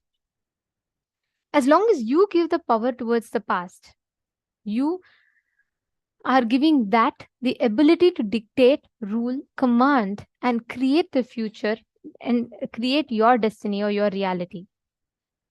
Breaking free from past and creating your future as a completely new reality is exactly what is completion. And that is what Swamiji has very beautifully gifted us in this. See, the consciousness resides in us as Angushta Matra Purusha, which is what Swamiji beautifully explained as Atma Rama. Whether you call it as Atma Rama or Atma Linga or anything, the consciousness resides inside your inner space as the size of your thumb. That's all, it's a consciousness. The size of your thumb consciousness resides inside of you. And that governs all the happenings in your life. But unfortunately, instead of relating with that consciousness in us, what we start doing is we start giving power to our patterns. We start thinking, oh God, this pattern is so powerful. I can't do anything. This is how it is. I am too lazy and this is what is my life. And even I can't do anything about it. I've been trying to break this pattern. And you will keep putting yourself into that vicious cycle. How many of you are understanding this? How many of you are catching this? Robert Smith Aya, Nithyanandam, Akash Aya, and Julie Wong, Lev Aya, and Yanglin, Srinitya Paratva Aya, Nithyanandam. You're doing the Chinese translation? Paratva Aya? Okay, Keaton Gebyard, Nithyanandam. Nice to see you're listening. Zach Medaya. Great. See, if you just understand this one truth, right? If you just catch this one truth, the way you see life will completely change. You will not anymore have the same perspective of life that you might. Your perspective of life will change completely. There are multiple beautiful different ways in which you can change, but one of the most powerful way is this. The moment you declare what your past is does not matter. What your thought current is, what is your present, how you are consciously planting your future, that is what matters. Every time, all our pain, pleasure, everything, we start defining it based on our associated moments of the past. The moment you experience completion, a shift in this, you will have a beautiful shift. There's a story of a great saint called Arunagirinathar. Okay, it's a very beautiful story. His story goes that from his young age, he has no inclination towards being practicing completion, devotion, nothing. He's an absolute carefree guy, and he just goes on. And his whole life, all he does is drinking and womanizing. His whole life he spends in this, and he's so addicted. He's so caught with this. His only relationship on planet Earth was his sister. And the whole incident happened such that every time he had a wealthy sister, and he used to take, who used to work hard and she was earning money, he used to take the money from her and he used to go and womanize. It went to such an extent that he caught leprosy, and people started hating him. People started feeling disgusting to come next to him, and nobody wants to come with him. And he gets so this thing, so he's trying to go, and then he uses his sister's money, and the sister says, look, I have no more money to give you, and all my money is over. You have spent them all, and even if this is not able to fulfill you, his sister happens to be a great devotee of Paramashiva. So she tells that even if this cannot fulfill you, all my money is over. You can only take me. If you want, take me. That one statement shakes Arunagirinathar. It just completely shakes him. He's like, oh my God, what a life have I lived. I have come to an extent such that my own sister is talking to me like this. Have I become so this thing? It hits him so deeply. He realizes what disgusting life he has lived. So he decides, I am no more worth living for all that I have done. There is no prayaschitta, means I cannot do any atonement for whatever I have done. I have lived a very, very, very wrong life, and there is nothing more that can be done. And he's so this thing, and he decides he goes to the Tiruvannamalai temple, the very birth town where Swamiji was born. He goes to Tiruvannamalai, and he goes there. He prays to he just connects to Subramanya, and he tells, listen, I have done too many sins in my life. I am not worth living at all. Like, there is no way I can do any damage repair for what I have done. So the only thing I can do is I can just give up my life. So he says, oh Muruga, he just calls out Subramanya. He just says, Muruga, I am jumping, I'm giving up my life. Like that. He tells, and from the temple tower, he jumps. First he goes, he bangs his head on the wall and everything. He finishes, then he goes to the temple tower. He climbs up the wall, and then he's about to jump. And the moment he jumps, he closes his eyes and he jumps. Suddenly he feels like someone came and caught hold of him. He's shocked. He opens his eyes and he sees it is Subramanya who is standing there, Bhagavān himself. Throughout his whole life, not one day he's worshipped. Throughout his whole life, he's not done any one good deed which could give him even some punya to consider. But he's shocked to see that suddenly Subramanya is coming and saving him. And he asks, oh Muruga, what have I done in my life that you are coming down to save me? What have I done? I have not done anything good in my life. Why are you coming down to save me? Subramanya very beautifully tells him, see, just like how when you go to a tree, like there are a lot of birds in a tree, even once you clap, one sound you make, all the birds in the tree will fly away, right? Same way, Subramanya tells, just once before you jumped, you called out my name. All the sins of your past flew away. Tell me, this moment, are you ready to live enlightenment? Are you ready to live this? That's all matters. Then Arunagirinathar completely surrenders. He tells, I have realized, and I don't want that life itself anymore, Subramanya. What you have done to me is he's so enamored by that love. He tells, let my whole life be dedicated to you. That one moment of his decision, almost 30 years of womanizing, drinking, and what not, you would now you would call that kind of a person as a criminal. What life he's lived. One moment, just once, he calls out the name of the divine with his, from his heartfelt realization. He realizes what he's done and he calls out to the divine.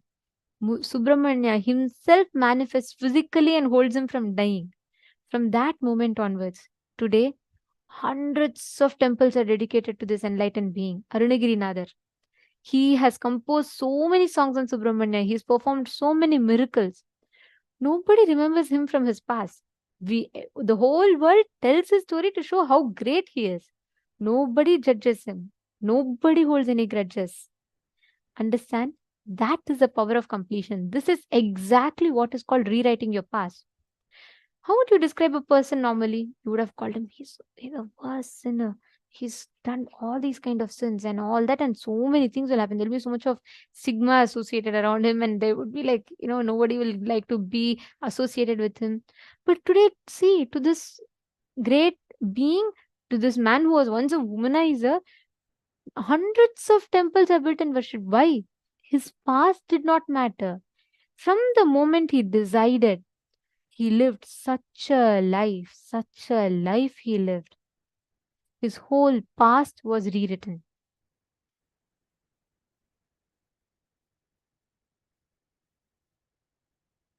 Ethan is saying, such a beautiful story, almost brought me to tears. Understand, actually, this exact story that we heard, we all have that possibility in our life. We are not bound just because of something that happened in the past. You are not bound to recreate that same future as your reality. But what do we do if it were us? Okay, you don't even need to go to the extent of what he did. Even if you lost something, one financial loss or one relationship breakup, what do you do?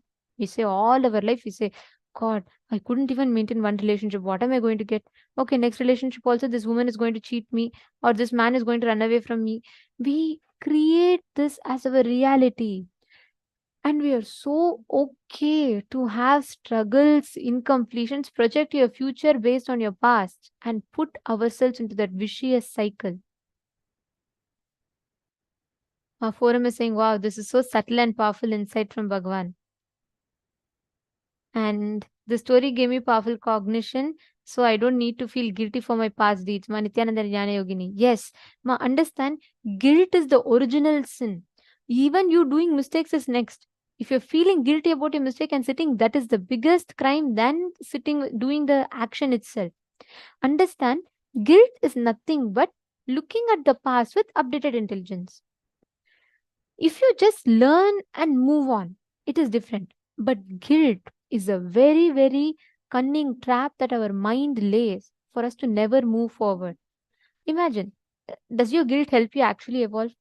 Okay, let's say, for example, you stole money. Okay, 10 rupees, 20 rupees you would have stolen from something. If you really feel guilty, which is when I say guilty, I mean if you realize what you did is wrong, if you identify what thought current made you pick that money, complete with it and realign and decide you will not do it again. That helps you evolve. That is not wrong. But the mind lays a very cunning trap. It will say, oh God, look, I have stolen the 20 rupees. God, I know I will never be able to stop this. Actually, it's a very cunning way. Your mind strengthens your pattern to repeat the same thing over and over and over and over again. This story is a pure example of how the moment you decide, right now, your whole past can be burnt. Ma Priyatma Surupini. Even for you to manifest, like you're saying, right? You had told before in the previous Paramashivams that you want to be part of KAILASA. There's so many things. Understand, your husband is not responsible for the future you're manifesting. Your own decision is responsible for it. One side of you is so intense, so strongly connected to Swamiji and wants to be a part. But there is one more side of you which is afraid of taking responsibility. If you just break free from that, like how Arunagirinathar, how he manifested a life. Today, everyone sings his glory. Like, can you imagine? We are giving him as an example for so many people. Why? If it was normally another person, if not Subramanya had not saved him, people would have killed him with guilt. Guilt is the original sin that we all commit. It puts us in status quo and never lets you grow, nor lets you evolve, nor lets you drop, nor lets you move on. It doesn't allow you to do anything. That is the main problem with guilt. So never ever be stuck with guilt. If any of you have guilt, understand Your past does not matter. What matters is what is the exact reality you are creating in front of you. What is your decision now? How many of you are consciously deciding now to create the future out of completion? That is what matters. How many of you are consciously deciding?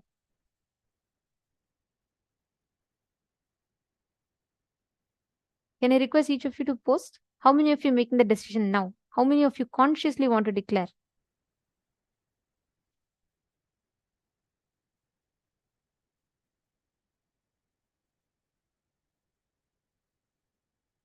Ma Vinuta Nagaraj is asking, what plans align with the universe? How will we know? Swamiji said it should be aligning with the universe. Understand, Ma? Universal thought current means absolutely stress-free, absolutely complete, absolutely blissful, not feeling the up or down. Like, for example, visualize the cosmos. When you experience the expansion of the universe does not have a high or low. Means cosmos doesn't feel excited about something. Temporary happiness does not happen. Same thing, it doesn't feel any depression. Both of them do not happen.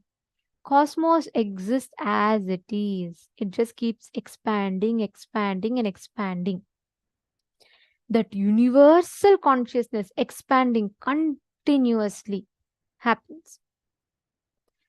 Now, what plans will align with the universe? Whenever your decisions and actions are taking you towards your higher goals in life, whenever your actions and decisions are aligning you to the core identity that you are Paramashiva, one with the cosmos, that is a plan alignment to the universe. You just need to understand this. Ma Vinuta, if you think your current decision is aligning you towards a brighter future, that means be clear, you are in the right track. When I say brighter future, what do I mean? If your current action is taking you one step closer towards you experiencing that you are Paramashiva, you are the divine. If it's coming from that powerfulness, you are in resonance with the whole universe. Getting it? Suma Vimala is asking a question. Rewriting past connects me to a mandala effect. Ma. Can we still manifest by just declaration even when we have not attained unclutched space and oneness? What exact story I told you is answer for that. I think you've asked this before the story. Ma Vimala, the whole story I told you is an answer for your question. Your past does not matter. Array, you could have been a worse criminal. It is not, see, Arunagiri Nadar is not one lone example in the vast ocean of Hinduism. Hundreds of examples are there. Valmiki, how many of you know Valmiki, Maharshi Valmiki, who wrote the whole Ramayana? Today, people worship him, revere him. Do you know who Valmiki was? He was a thief. He was a dreaded thief. He used to stand in a pass, basically a mountain pass, and he used to jump on anyone who used to come that way and rob them, kill them. People were terrified of going to that path. One day, Narada walks by and Valmiki again jumps, asks Narada, saying, give me the whatever jewels or money you have, give me everything.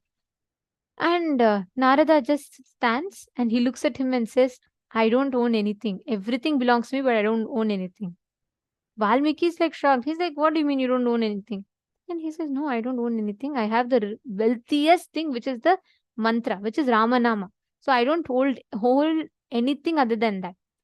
And Valmiki is surprised. He's like, what are you talking about? Then Narada says, what use is all the wealth that we are carrying?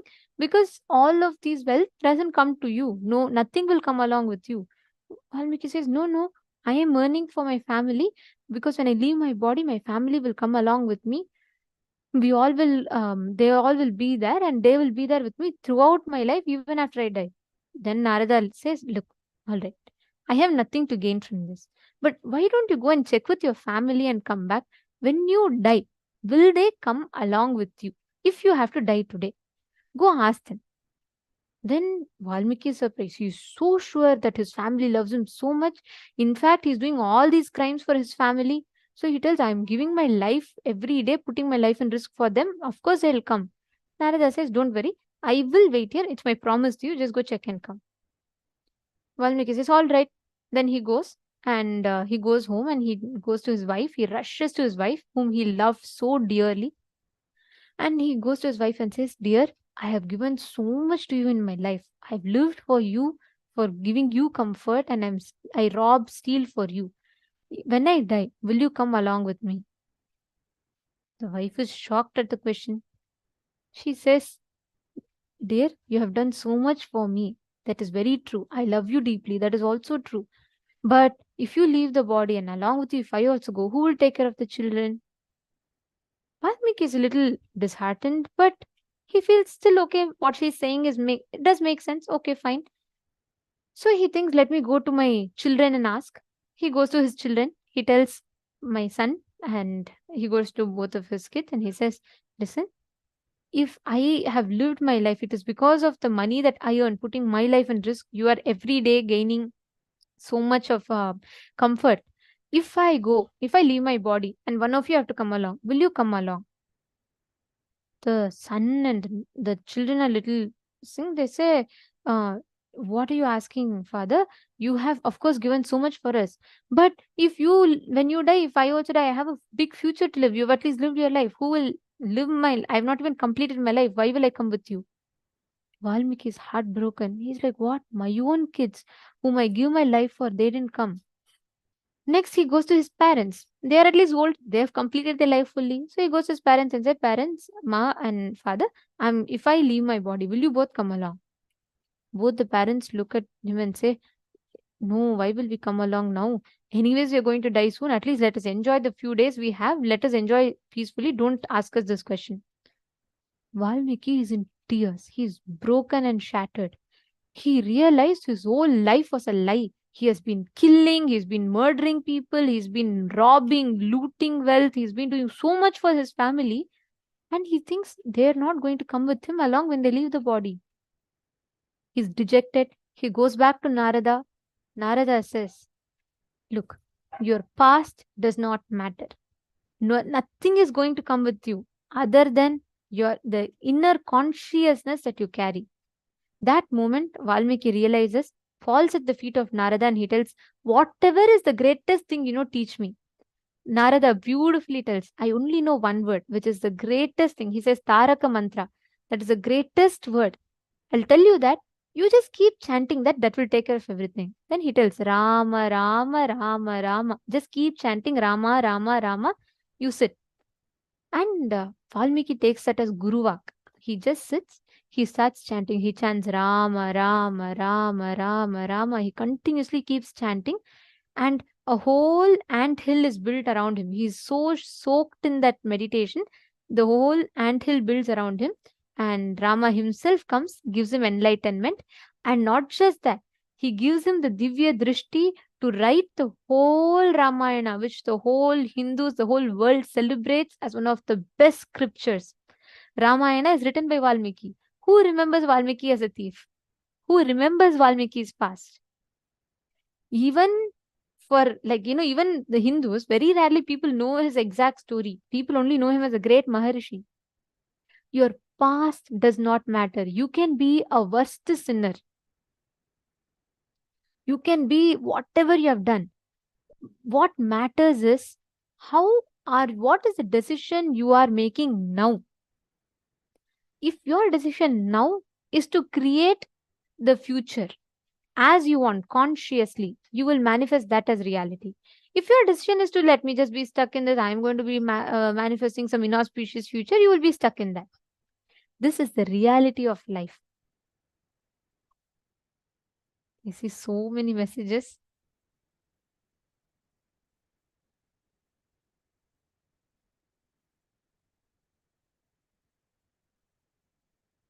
I think there are multiple messages. If any of your questions I missed, you all can top up the question.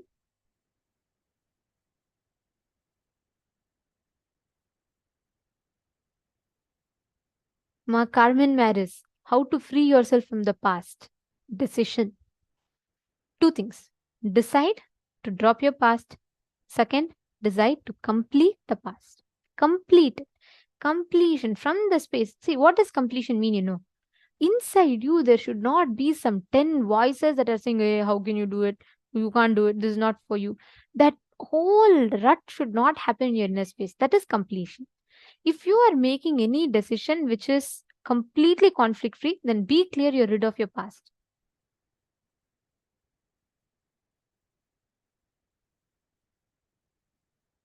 Ma Carmen Maris, you can do completion using numbers also, but listen very carefully. When you relive, see, if your decision is conscious, it's not. See, when Arunagirinatha decided, he didn't simply decide. His decision came from the very being. He said, either I decide and create a new future or I die. It was do or die situation for him. That was the strength with which he decided. It was not our morning we will decide, I'll go to work, and by afternoon we'll say I want vacation. It is not that type of a decision. So your decision should come with that clarity in you. If your decision is coming from that clarity, then you will surely manifest. Nitya Rajeshwari is asking how to complete with different persons, their behavior or feelings we meet or met in daily life.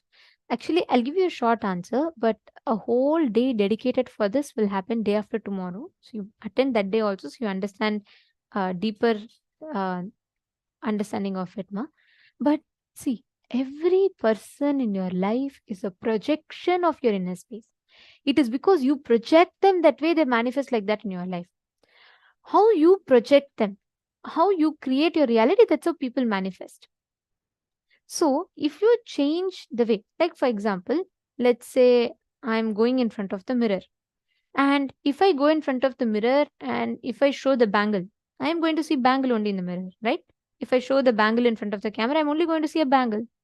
I can't expect camera to show me a diamond ring, correct? I can't expect mirror to show me a diamond ring.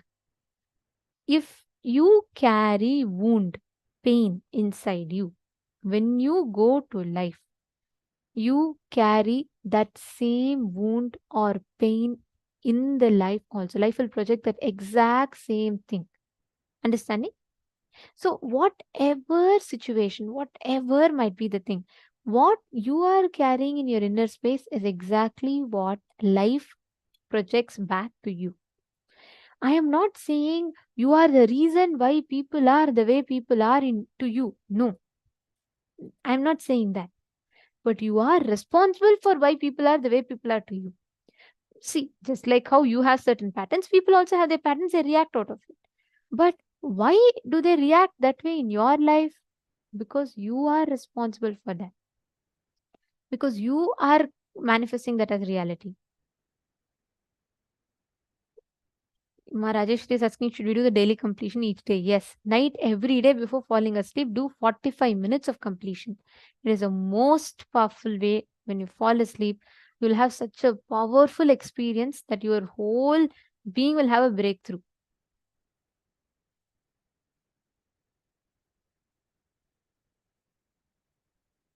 Okay. So hope all of your questions are answered. Any other questions?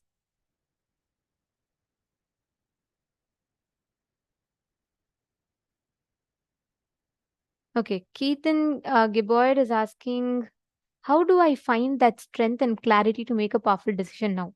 I want to make the decision with my entire being. Should I go to the extent of giving up my life? I'll tell you one thing, Keaton. See, that action right now, let's say you also go and stand in the same temple tower, exact same way that Arunagirinatha jumped. Even if you jump, it will not happen because the decision should come from a conscious space. It doesn't need you to go to that extent. For each person, it is different. How it should come is from your consciousness, which means if there are no conflicts inside you when you make the decision, somewhere in you, it should not tell, are you sure it will happen? Like, I have done too much. Okay, Arunagirinatha and all is a story. But how about for me? If these kind of conflicting thought currents happen in you, that means it's not a conscious decision. When your urge becomes urgent, when your want becomes need, you will manifest it. Right now, it's a choice, right? Like right now, for you, enlightenment could be a choice. It's it's part of your laundry list, right? Like you will be like, okay, let me do this, this, this, and then enlightenment also. Instead of that, you should decide, I want enlightenment now. If that decision is so strong in you, you will manifest it immediately. That decision coming is what is the whole play for. Whoever decides that conscious decision, if you see the life of Buddha, right? Buddha goes to such deep depression. See, when I say depression, of course, the depression of human beings is different. The depression of enlightened masters are different. For them, it is so intense. Their whole being goes through that so deeply. He went into such a deep thing because his body becomes weak. He's like he's just like bone and skin. There is no strength, nothing whatsoever, and his whole thing is just falling apart and dying. He decides, if I'm not getting enlightenment, then let me just give up my body. His decision came from such a clarity and strength. That moment he got enlightened. But right now, if any of us decide saying, oh, Buddha decided, let me also sit in depression, you will be sitting in depression for 20 years also. It's not about action. It is nothing to do with the action. If Keetanaya, if you decide now, and if you sit, the next moment, if you're just picking up a glass, that glass of water will give you enlightenment. You don't need something external, you understand? You don't need anything from outside to tell you that. You just need to be. You just need to experience that completion in you. Understanding? Can I request each of you to post what you all understood in the chat? A few minutes. I request every one of you to type out your conscious declaration.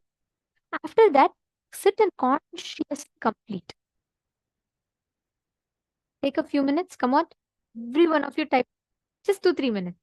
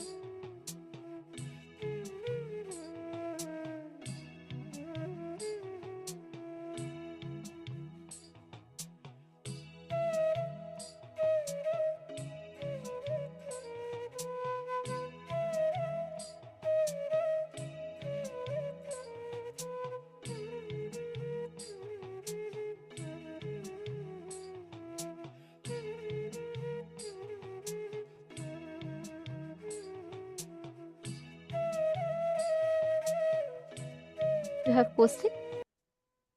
Okay. So, all what we have learned now is we all have understood completion with the past. We all have understood how you can rewrite your future. And most importantly, we've all understood how you can rewrite your past. Rewriting your past. We have covered all this from morning till now. Okay. Now, we are going to be entering into a very, very important session. We're all going to be doing the past life regression process. Nithyanandam, dear participants, can I please request all of you to settle down? And all those that are viewing us on YouTube live right now, we will be ending the live stream as the past life regression is an exclusive session only on Zoom. So all of you, for whoever wants to join, please do sign up at paramashivoham.org and please join our live session happening. And we request all of you to sign up at paramashivam.org and you can join the live session and experience the past life regression process. This is a very, very powerful process which will help you complete with your past. It will help you break free from your past. In this session, you're going to go through the past life regression, which means you will be reliving. You will be going back to your past life, not just this birth, even in your past birth, how you were. My Vinita Nagaraj, no, you should not. Don't do it when you're driving. Please do not do it. You all need to know it's a powerful process. You're literally going to leave your body and go to the past life and come back. So it should not be taken lightly. You should have a proper time space for it, ma. So you can actually have like the best experience.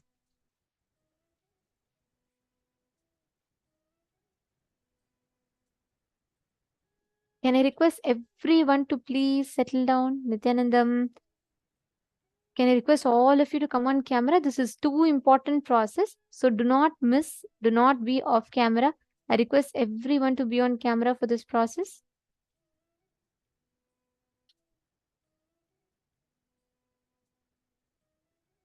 Can I request all of you to please come and settle down?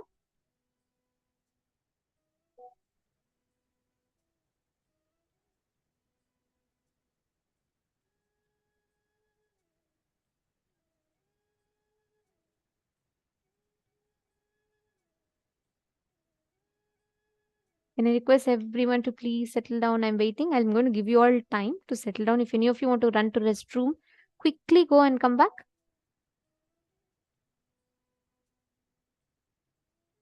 Very happy for you, Mahongzu. I remember you from the first season that you attended till now.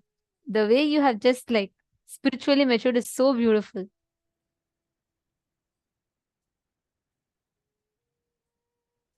Thank you, Ma'am Mary Claire. Very nice. Okay. Can I request every one of you to please settle down? This is a very, very important session. In this session, all of you are going to be reliving, going back to your past, having the experience of your past.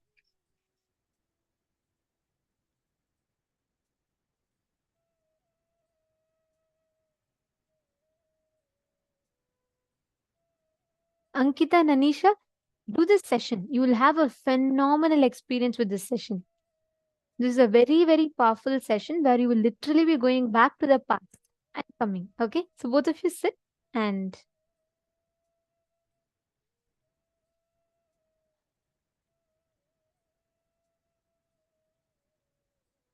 can I request everyone to please come on camera, please? I'm going to give you all a few minutes. Can I please request each of you to come on camera? All the participants in the mail room. Sunil Yadavaya and everyone, can I please request all of you to come on camera?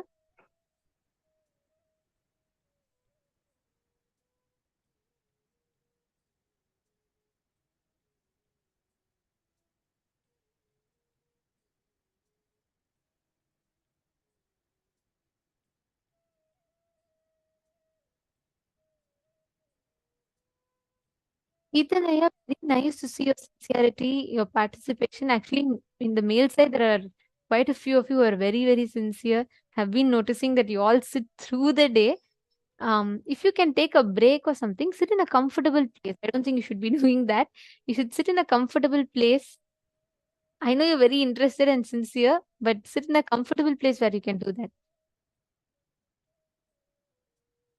So Keaton Boyd, if you could maybe like take a proper break or maybe go to a comfortable place where you can, because for this process, you will be lying down. For this particular process, all of you will be lying down. So I request every one of you to make sure you're having that kind of a place. Keetanaya, I just want to make sure you don't miss out this experience. So I suggest that you maybe could, if you could go to a different place, you'll have a better experience of the process. Fabio Bruno, yeah, you should, I know it's late night for you. It is quite late in the night, but you should make sure you're not falling asleep. Last time you missed the process. So just please do not, you make sure you're keeping yourself awake, doing the whole process so that you don't miss it. Maybe you should see if bed is too comfortable for you and you'll fall asleep, sit in a place where you don't fall asleep, okay? See, you all should know these processes, people do tapas for years together to gain an experience. So these are all two powerful processes. So all of you don't miss this. Please settle down. Okay, so I'll explain to you all what we're going to be doing now. We're going to be first understanding about past life regression. We will be watching a video, listening to Swamiji revealing about the process. After that, we will straight be entering into a process where Swamiji himself will guide us through the past life regression.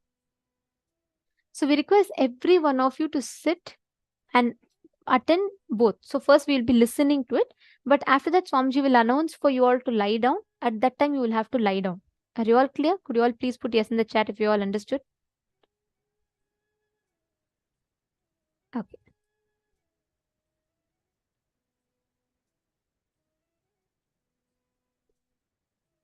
Yes, I see all of you are ready in male side. Come on, female bodies, all the participants, the female participants, can I request all of you also to please settle down?